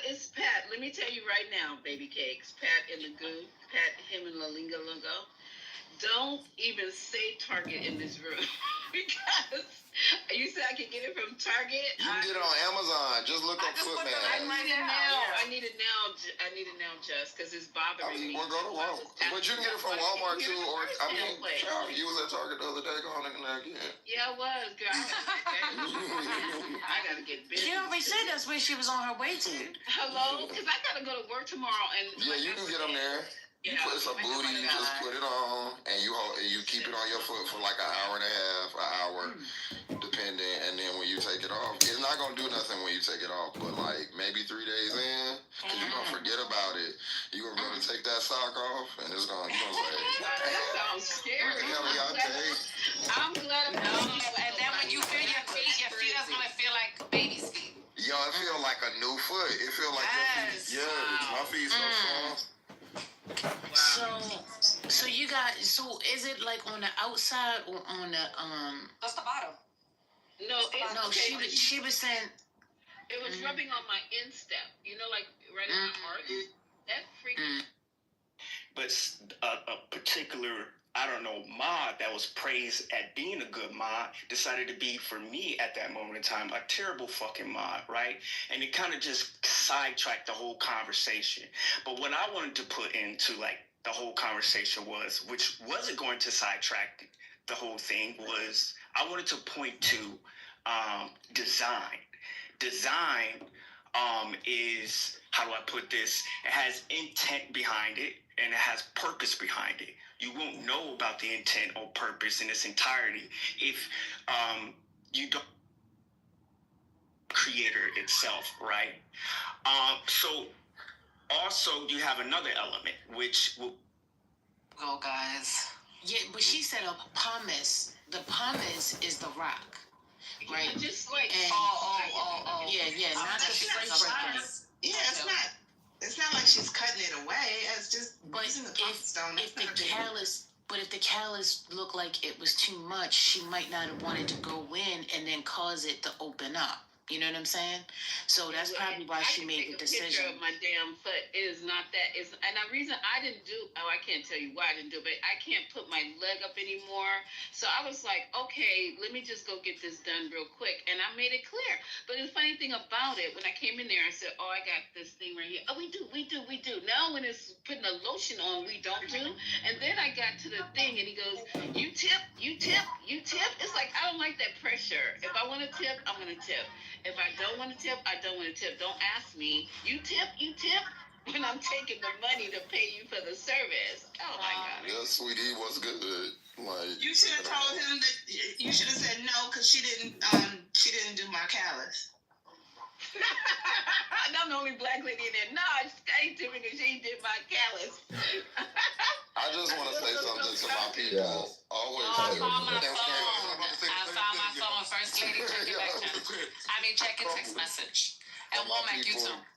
Fuck around, go tip your barber. You'll see how your next haircut. Yeah, for my people, please always tip on services. When I used to be a waiter, this is terrible, but I used to always just be like, oh, I don't want the black couple. Get them to somebody else. I don't want that Hispanic couple. Yeah, because especially if it's a nigga that going out with his girlfriend. No, you're not about to waste my time, bro. Let me get Molly and Shannon. Let me get them. I literally had to stop my man from over tipping. I was like, that's just extreme. And they didn't do all that.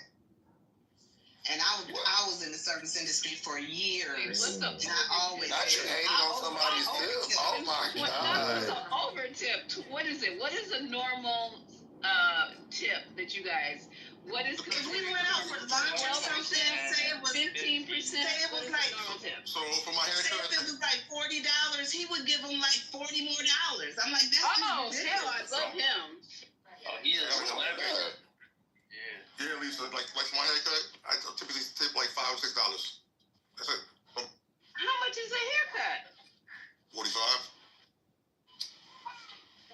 I tip my nail tech at least $25. Yeah, I see the motherfucking barber every week. Most people go every other week. My mom restaurant. I'm there. At least you tip. Geisha, it's niggas that do not. My bad, Patty. Go ahead. At my mom's restaurant, I used to work over there. Oh, I still do. Sometimes when I go home and somebody gave me $100, and all they got was like sushi, like 2 rolls. Nothing wrong with over tipping. Oh, we like that.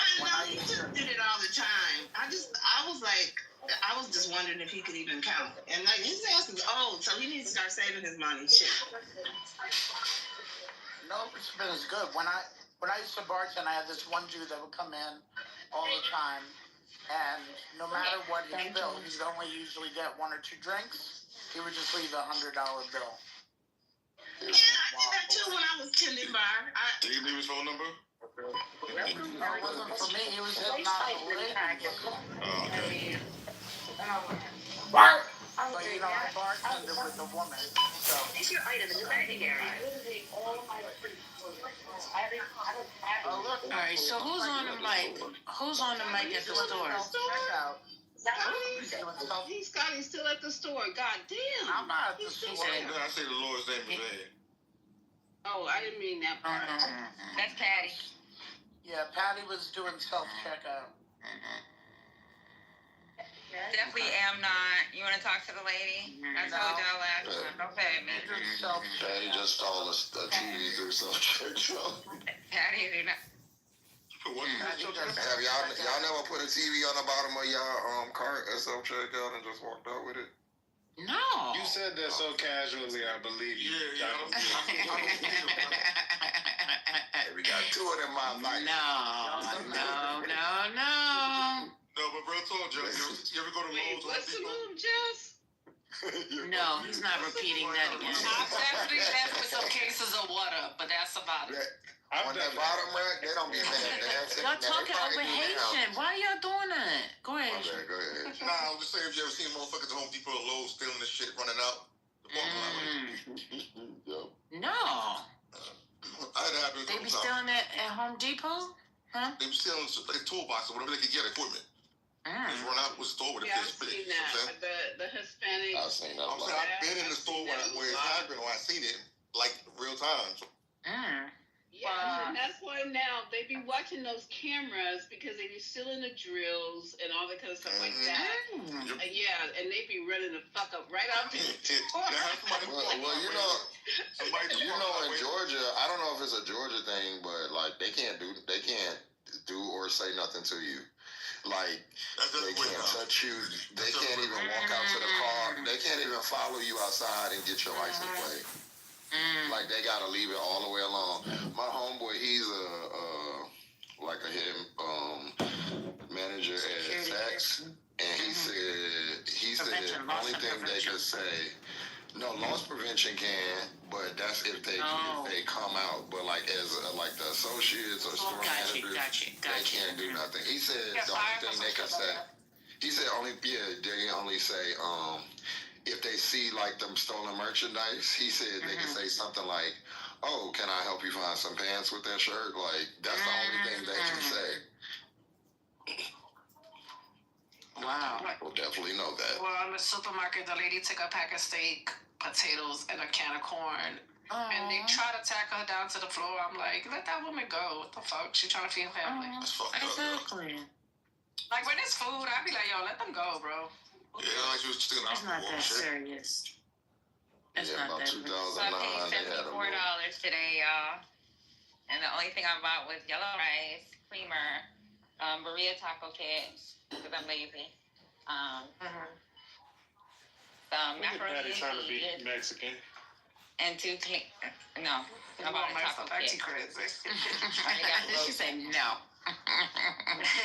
No, Oh, they have a burrito taco kit, burrito, whatever.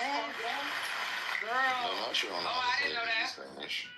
I'm gonna tell you that I seen it because I had bought roast so I can make burritos. And I already got the other stuff. That's what I was gonna make for dinner tonight. I got it in the thing, and then I had. And First Lady, you didn't do me a shopping haul. Can you send me that video? Thank you. But yeah, it's by Old El Paso. First Lady, you didn't hear me? Stop looking at me that time. Did a nigga. Man, it look like this real female. You know what I mean? Real down ass bitch female. Everybody up with him. Everybody. She gonna go get a ball player on his ass. Listen, what that nigga said? What you said? He bring everybody up with him.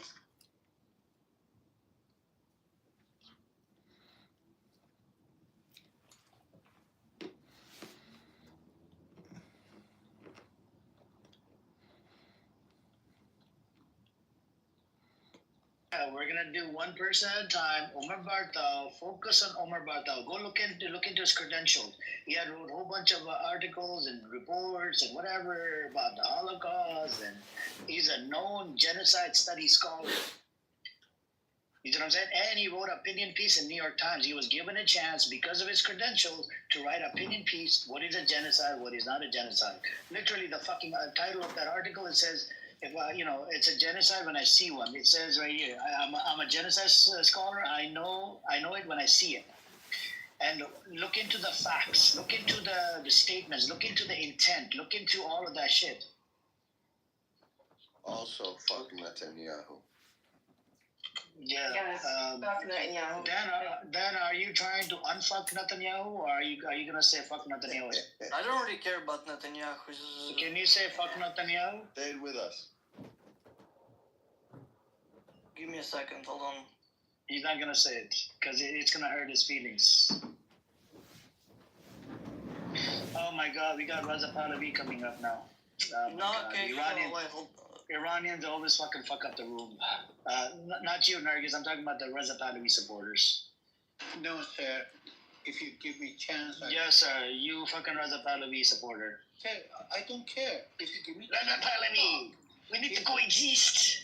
Yeah, just are that. I didn't say nothing, guy. No, I said Reza Pahlavi is a bitch. He's a terrorist. Okay, that's it. Thank you. Can we fundraise tonight?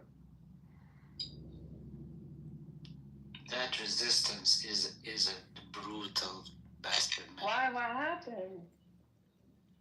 He's just too brutal. That guy's doing too much. Wait, hold on. I'm reading something. Can I send you something to check out as well in the meanwhile? Yeah, no, but I want you to read Omar Bartal. If it has to do with other whatever, we're focusing on Omar Bartal right now. He's really Jew. Yeah, no, it's just. No, I want you to read this. Take your time. We're gonna sit here. I'm gonna wait for you. I have a whole day. Wait for you. I'm gonna wait for you.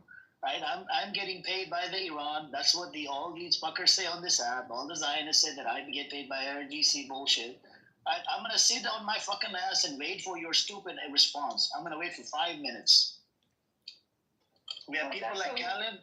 That's so kind of you, Amir. You're such a good guy. Thank you. So Jinder, tell us what happened. with the started? No, I was just in that room with Amos, and that resistant is brutalizing this Palestinian lady, Palestinian woman. Abby is solid, but a Christian, loudmouth this that Christian, kinds of that know he was it just all. too brutal, too much to deal with. Oh, what's her name? Probably. She don't like Muslims. Let me see. Which one? Which Palestinian lady? Galilean, probably. No, her name is Princesa or something like that. Or Princess. Did she change her name? I don't know, but no, that's not the Galilean girl now. Okay, I read it. Yeah. Bro, you read within 1 minute. You read it. Well, I was reading since like you said. 30 minutes is all. No, it's only been 2 part of the minutes. book. I'm fast reader, alhamdulillah. At the age of 26, Wednesday, hang on, please. Hang on. I just can't believe you. Wow. Anyways. Okay, I'm here. So, from what I understood, is that he's arguing that there is high destruction in Gaza, which basically qualifies for the whole or in part destruction as part of the Genocidal Convention. He says that he doesn't explicitly say, but he basically goes over the fact that Palestinian people are people, therefore, like it qualifies for the people part. And then he says that the statements made by the Israeli officials are like kind of enough to infer like something, but not exactly the high special genocidal intent to like do the thing. Mm-hmm. So and it goes into the intention as well. Did you read the intention part? 400 out of 600. Let me see. Maybe see. This is the problem when you're under the age of 26, 20 years old. It only took you 1 minute to read the fucking longest article. This is the problem with these kids nowadays, man. These kids, I don't know. And then they want to come up here and freaking argue over genocide. On one side, this kid is going against the genocide. On the other side, the kids are getting genocided, but he doesn't want to stand up against the genocide. He's literally defending against what Israel's doing to them. It's okay. It's not a genocide. It's a part of the war. They're gonna justify it. Disgusting. But scientifically, he's not ready, right? Like. Yeah, he needs to be age of 26. Well, we can talk to Pahlavi supporter. Hey, Pahlavi supporter, you want to speak? You support Israel? You are not respect my king, and you don't respect king. Fuck your king and fuck that terrorist king. So fuck you, motherfucker. Fuck that Iranian king, that bitch, Pahlavi. We don't have a king anymore. Pahlavi, bitch. Okay, so basically, That's crazy. That's crazy. That's why I was waking up. I was like, get off. What king is this guy talking about? I don't know. Pahlavi. Where is this king? I don't see this flag, shape that flag that they have it on their profile. You'll see them in some of the Iranian room. They're the big support of Reza Pahlavi. This is like the old flag. You see what I'm saying? Under the king. They call it king. Still alive? No, his son is Reza Pahlavi.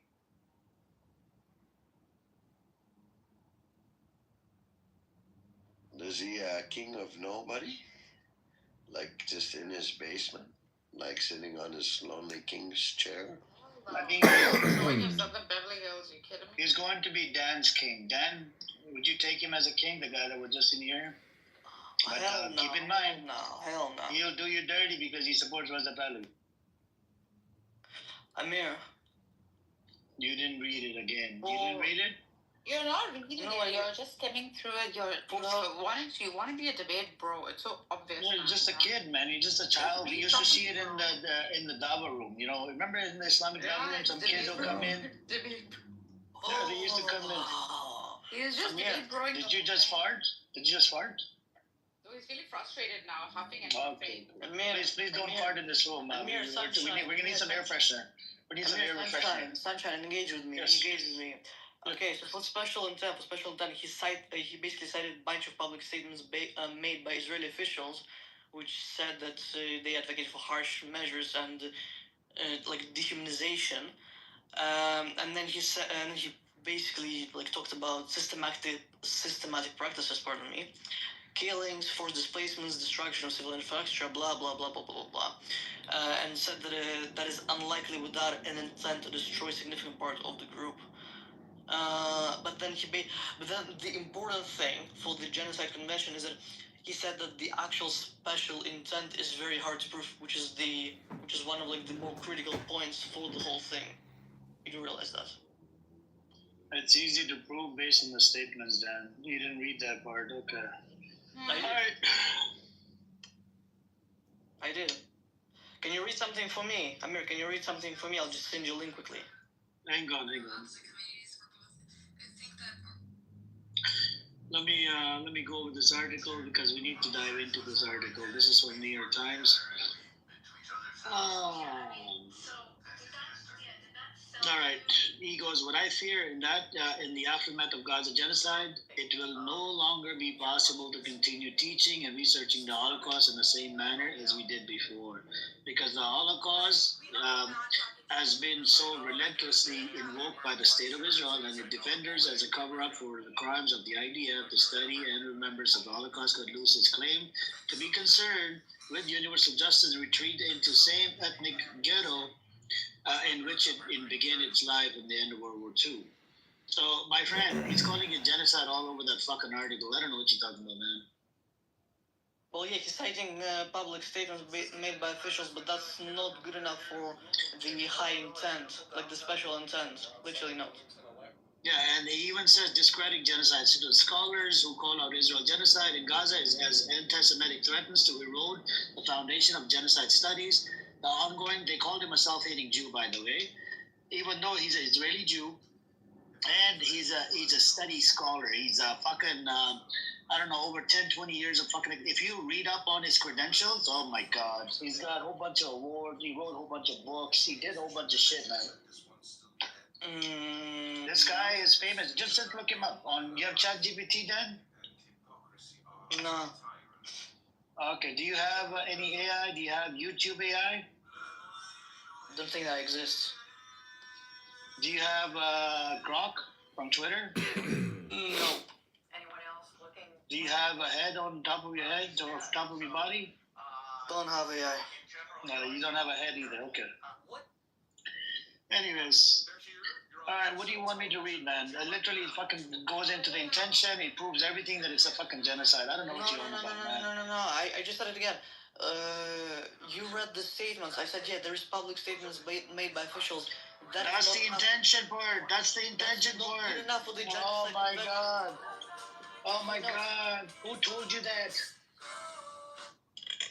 Who told you it's not good enough?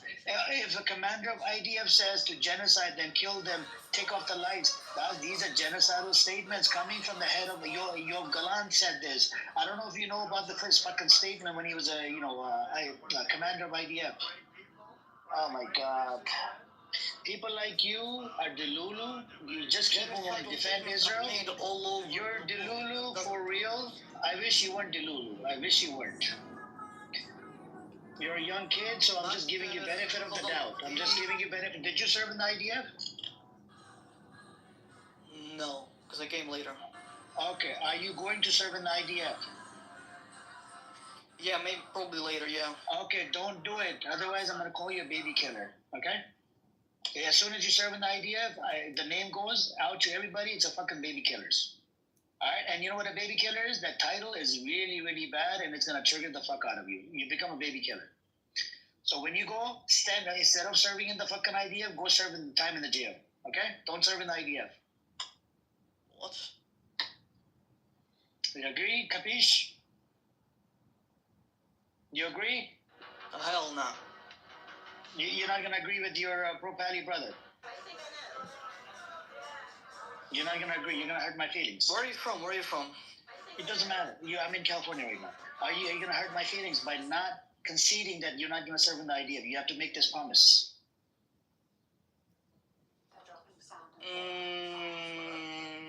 Can you go serve in the jail instead of fucking, or don't go back to fucking Israel? Go to Russia or something. Brother, Allah has assigned the Holy Land to me and my brothers. No, Allah has not assigned you shit. Allah said, Allah subhanahu wa ta'ala has said, you have spread corruption on the land, killed multiple prophets, broke the covenant. This is mentioned in my book. And even in your book, you killed multiple prophets and did a whole bunch of crazy shit on that land. This is not a holy land. This is a man-made land by who? By fucking atheist, agnostic motherfuckers like Theodore Herzl, Ben Gurion, Eliezer Ben Yehuda, Jabotinsky. All of these founding fathers were the one behind it, creating the state. They were motherfucking atheists and agnostic. This is not, God did not give you this land. Amir, Rega. Read for me, Quran, Al-Isra, 17:104. Please do that. He wants to read 17:04. What does it say?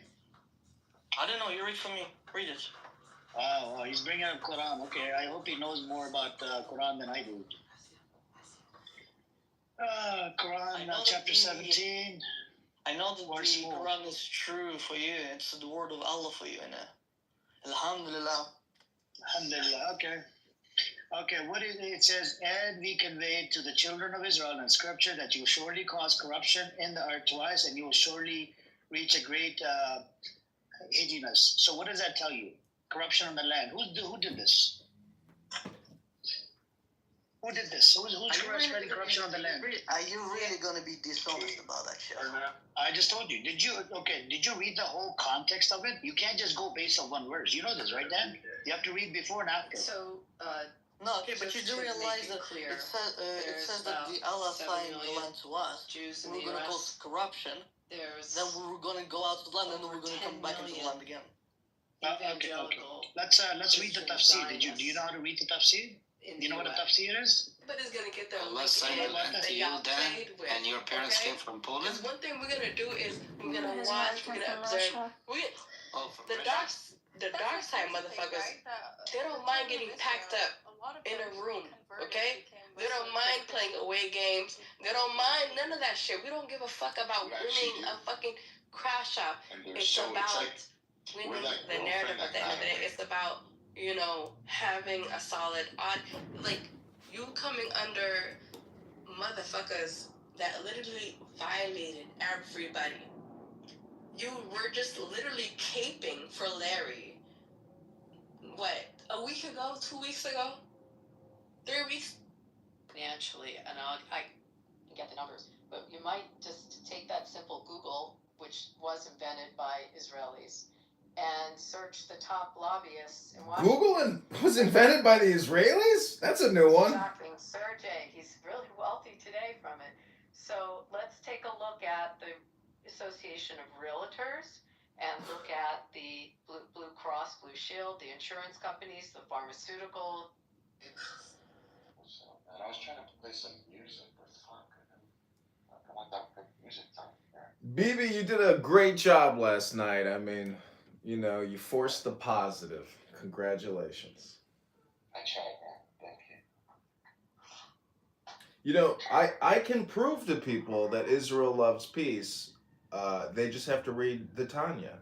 And if you read the Tanya here on this app, you can prove to these deranged, psychotic, probably depressed people on this app. I just listened to Amir's room for an hour. He's a neurotic. You can just observe these people. They don't change, and they're just doing, it's like a show for them, but it's not educational. So where does that take you? It takes you nowhere. Yeah, it's that word, echo chamber. And then there's a new contestant every week that Amir will showcase for a week. And then that person will fuck up. And Amir will be like, get into a fight with him. And the guy moves on. Last week it was Ralph. This week it's this guy Josh or something. It's just somebody new every week. It's the funniest shit. And it's so predictable what to do. It's just so predictable. It's a group thing. It's a complete group thing. And can I say a circle J also? As a lady. Yeah, you're right. Well, this book I have, Meditations by Marcus Aurelius, the former Roman emperor, he says, throw your books away lest you die murmuring. And I'm thinking, like, you know what? Books are what can set us free. Clubhouse is what the murmuring is. Yeah. So, Michelle, guys circle J and women twiddle B twiddle dong. It reminds me of this documentary I saw recently where they interviewed like different tribes in Africa, and most of them claim to be the forgotten Jews that didn't go to Moses out into the milk and honey, the promised land. They are those type of people. I'm convinced.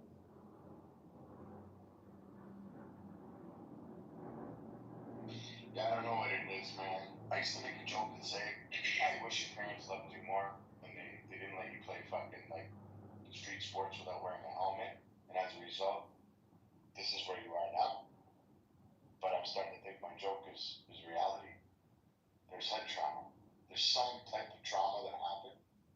And some people come to Clubhouse because they want to, communicate, make connections, have some proper discourse. And then that's a minority. And then the majority come here to stir up shit because they love havoc. You guys remember that meme, that African guy on Instagram? I forget exactly. He's like, you love, what did he say? It was like, you love the pain or something like that. And he was like, it's a bald African guy next to this accent. He's like, you want the pain or something? You love the pain or the. Do you guys remember it? You remember what I'm talking about? Anybody?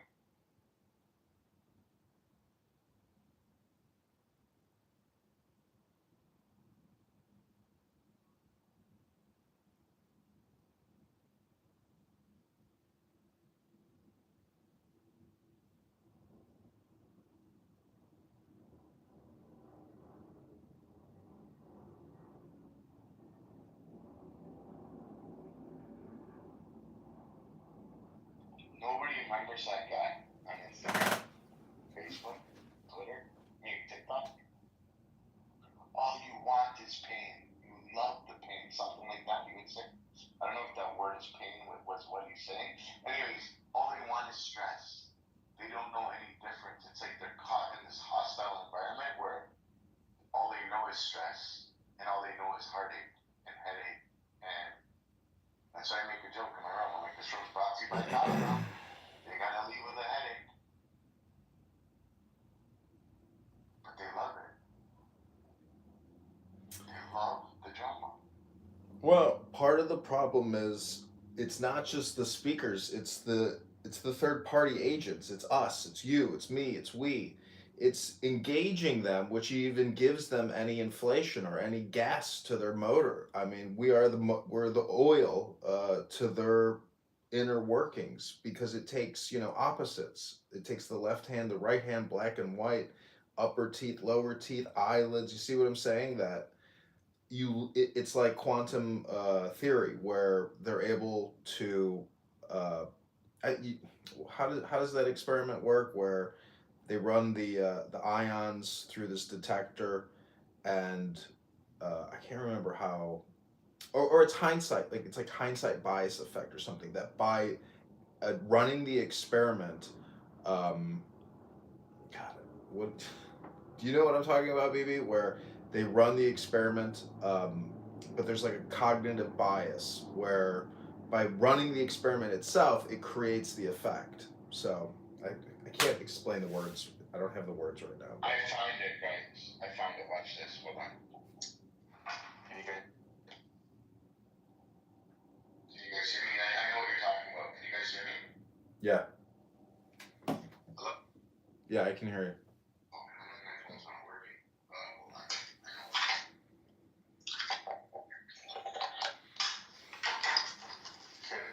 Can anybody hear me now, please?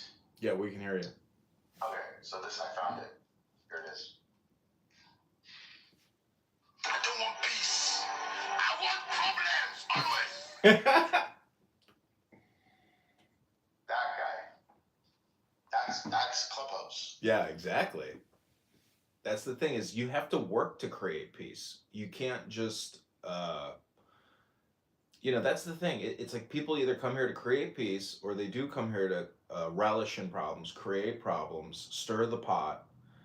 But I know no better way to create peace than to read the word or books or Torah or wisdom. And people don't do that here.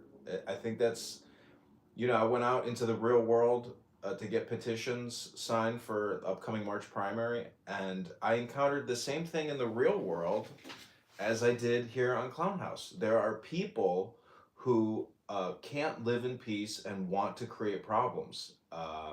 But it's you, the communicator, who, if you're patient and you're kind and you're selfless, you can essentially, I don't know if you can transform them, but you can at least, protect your own garden in a way so you can remain in peace. Because I'm not trying to be self-centered.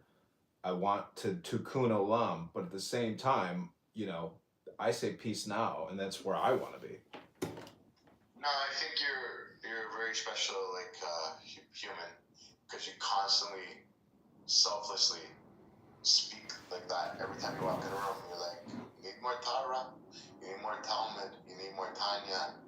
Like, no, you say you need more Tanya and you need more Torah. And for those of you who aren't familiar, basically you need your book of faith. You need to shine, you need to be a little bit of light to spread out the darkness. And I think that's important, and not enough people are saying that. And I've picked up on what you were saying, and I try to do that now. I learned from that, and I thank you.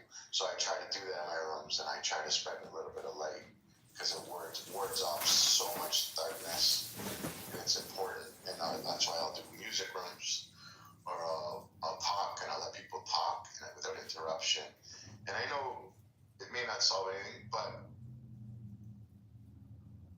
I want people to actually listen instead of just talking. Yeah, this is like, we are talking through a program. This conference call is a program, and if you bring in another program into the program, aka wisdom or Torah, you can modify this program because it's all based on words. So it becomes a feature. It becomes a feature. Yeah, it's a feature program. Exactly. There's like, you can be strategic as well about how you deploy it, because there's times where you can essentially stop the chaos instantaneously if you so choose, and you can force people to go into the feature. Absolutely. And there's not enough of that going on, and that's where the problem lies.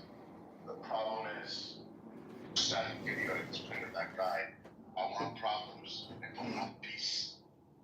But it's amazing how popular that video became. When I do look at it, how many views were on it, it's sickening. Which one? I don't want peace, I want problems. Oh. Sending it to people, because that's the way the world is becoming. So it became very popular because that 5-second video called out the world.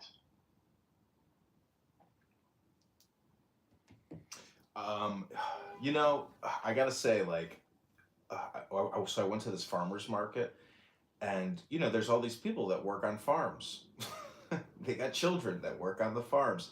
Some of them are Mennonites, or they're German, I guess Mennonites. They're basically they're like Mormons, or not Mormons, Amish. They're anti-technology, big into action, big into farming. They don't have a lot of these mental health problems that a lot of people do, in generalized society, because their education and their whole life has essentially been, in a way, digital. And they're not reading. They're just looking at their cell phones. So my brother's very religious. He raises his kids religious. They don't have a TV. Mm-hmm. They don't listen to news. The kids go to Hebrew school, so they don't get indoctrinated by propaganda. And he said, and it's funny the way he said, I'm brainwashing my children. I said, you're brainwashing them. He said, yeah. He goes, you look at brainwashing as different, but I'll explain to you what I mean by that. I'm cleaning their brains to be pure. It is all programming.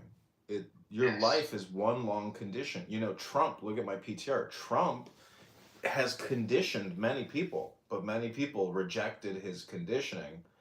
I'm just saying you can condition yourself. It's a choice, but you have to do work. And, you know, the secrets to life are in the hardest places to find or to, you know, to seek out. And really, it's a program, it's a feature, it's the book.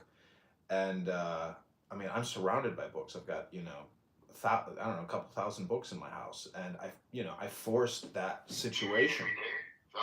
Yeah, I try to, you know, Clubhouse, because it is so dynamic and it's so much in the now, and there's such a milieu, you know, or a cornucopia of speakers. It is such a highly addictive app because,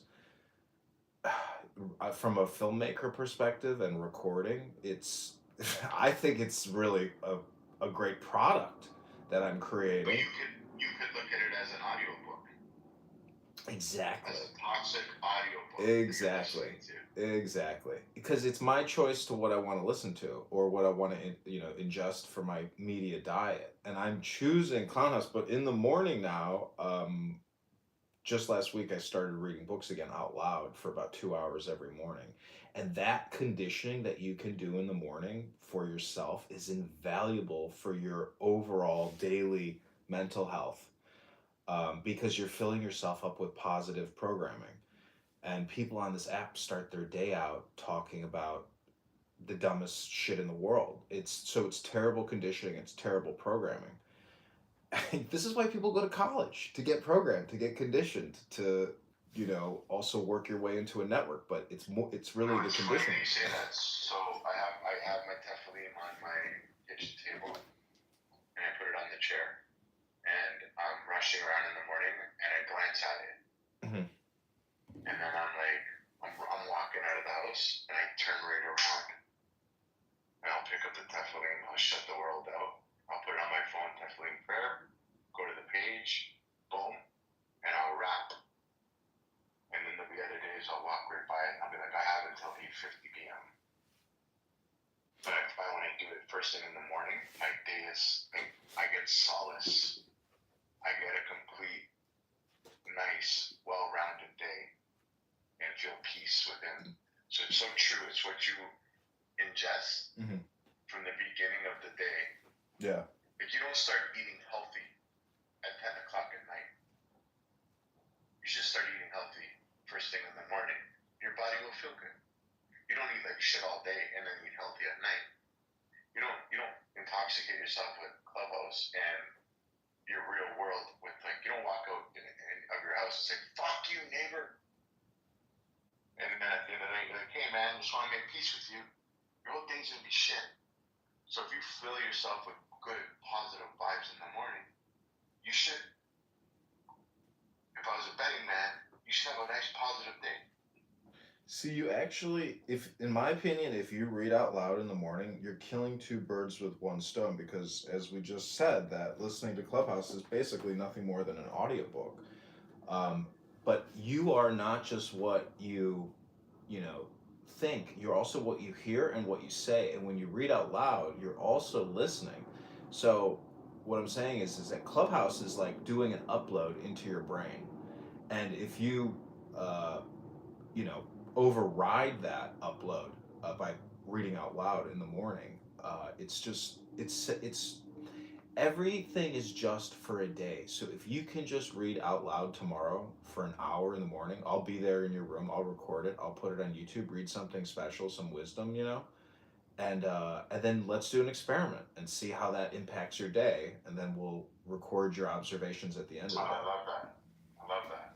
Social experiment. Yeah. In life, real life. And we're killing three birds with one stone that way, because we'll do it on Clownhouse and we'll help program other people. Yeah, it's like the Rebbe giving tzedakah, right? The whole point of it was one Jew helps out another Jew, and then that Jew helps out too. Now all of a sudden 4 Jews got helped, and it becomes a ripple effect. Mm-hmm. Yeah. You're a wise guy, bro. Thank you. Royal, it was this guy, I forget his name. Last name was Rage. First name was Black Rage. outreach. And then there was Scotty as well. It's been going on the last week where, well, it's been on for a while, but it's more prevalent in the last week or two, where people are just saying fuck Nazis. I wish, but I've heard it for the past 5 years. But I guess it's always been, but it's becoming more and more and more where they're like, Hitler didn't kill enough. Nazis, didn't do enough jobs, or there's good Nazis. Like they're just so backwards. They say they're sucking and blowing at the same time. But no, I agree with that experiment, and I would love to engage in that and read something short, because I find these long-winded things are no good. Something short, something sweet. Well, no, don't make it too short. You need at least a decent amount of programming. Try to read for 10 minutes. We'll do 10-minute rotations. When I first met you, I did not like you. I thought it was like in hindsight, I thought it was very difficult to communicate with you. But you know who changed my mind about you and reframed my way of thinking? El Normo. He said to me, he says, don't be so hard on BB. And I said, I don't know, this is what he said. He said, BB's trying to be aspirational. Let him be aspirational. I was like, oh my God. I was like, you're right. I was like, why? That to me was like a really good reframe. I was like, why do I have a negative opinion about you? I was like, that's a me problem. So after he told me, he's like, let BB be aspirational, and I was like, wow, okay, you're right. Well, thank you. I owe Normal a huge help. Does it need to be aspirational? To be himself, to be free, to say what's on his mind, to not judge his aspiration. That's what it meant to me. Oh, I see. So a prime example is an aspirational goal to become a renowned author, motivating someone to write daily and refine their craft. That's an example of it. And relating to characterizing by a strong desire and ambition to achieve something significant or ideal, often reflecting hopes, dreams, or goals that inspire personal growth or success.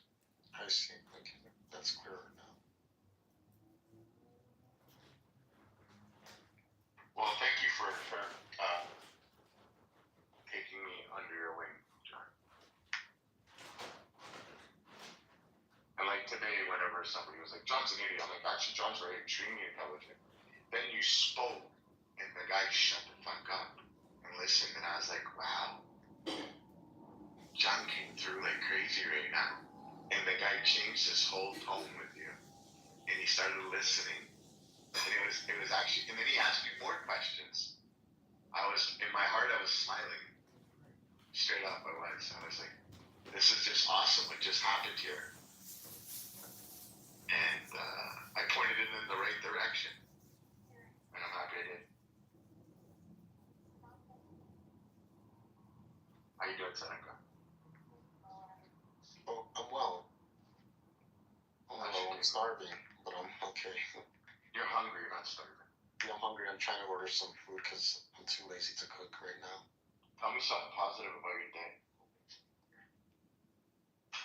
Something positive, I know one thing positive about you, but I want to hear what you have to say. Well, one thing, I got through, I don't know if it was really today, but I guess it fed into today. Okay, for one, I'm ashamed to say this, but I'm going to admit it. But at a certain point, I was missing my prayers.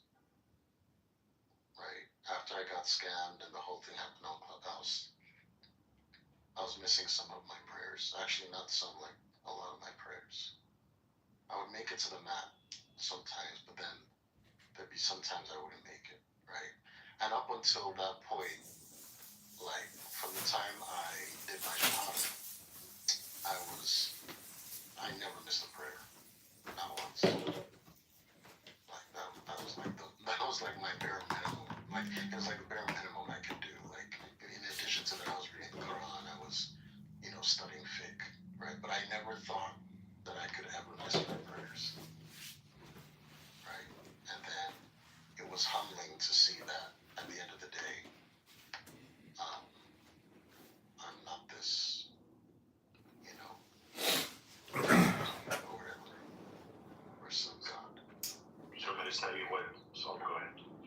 I'm still fallible.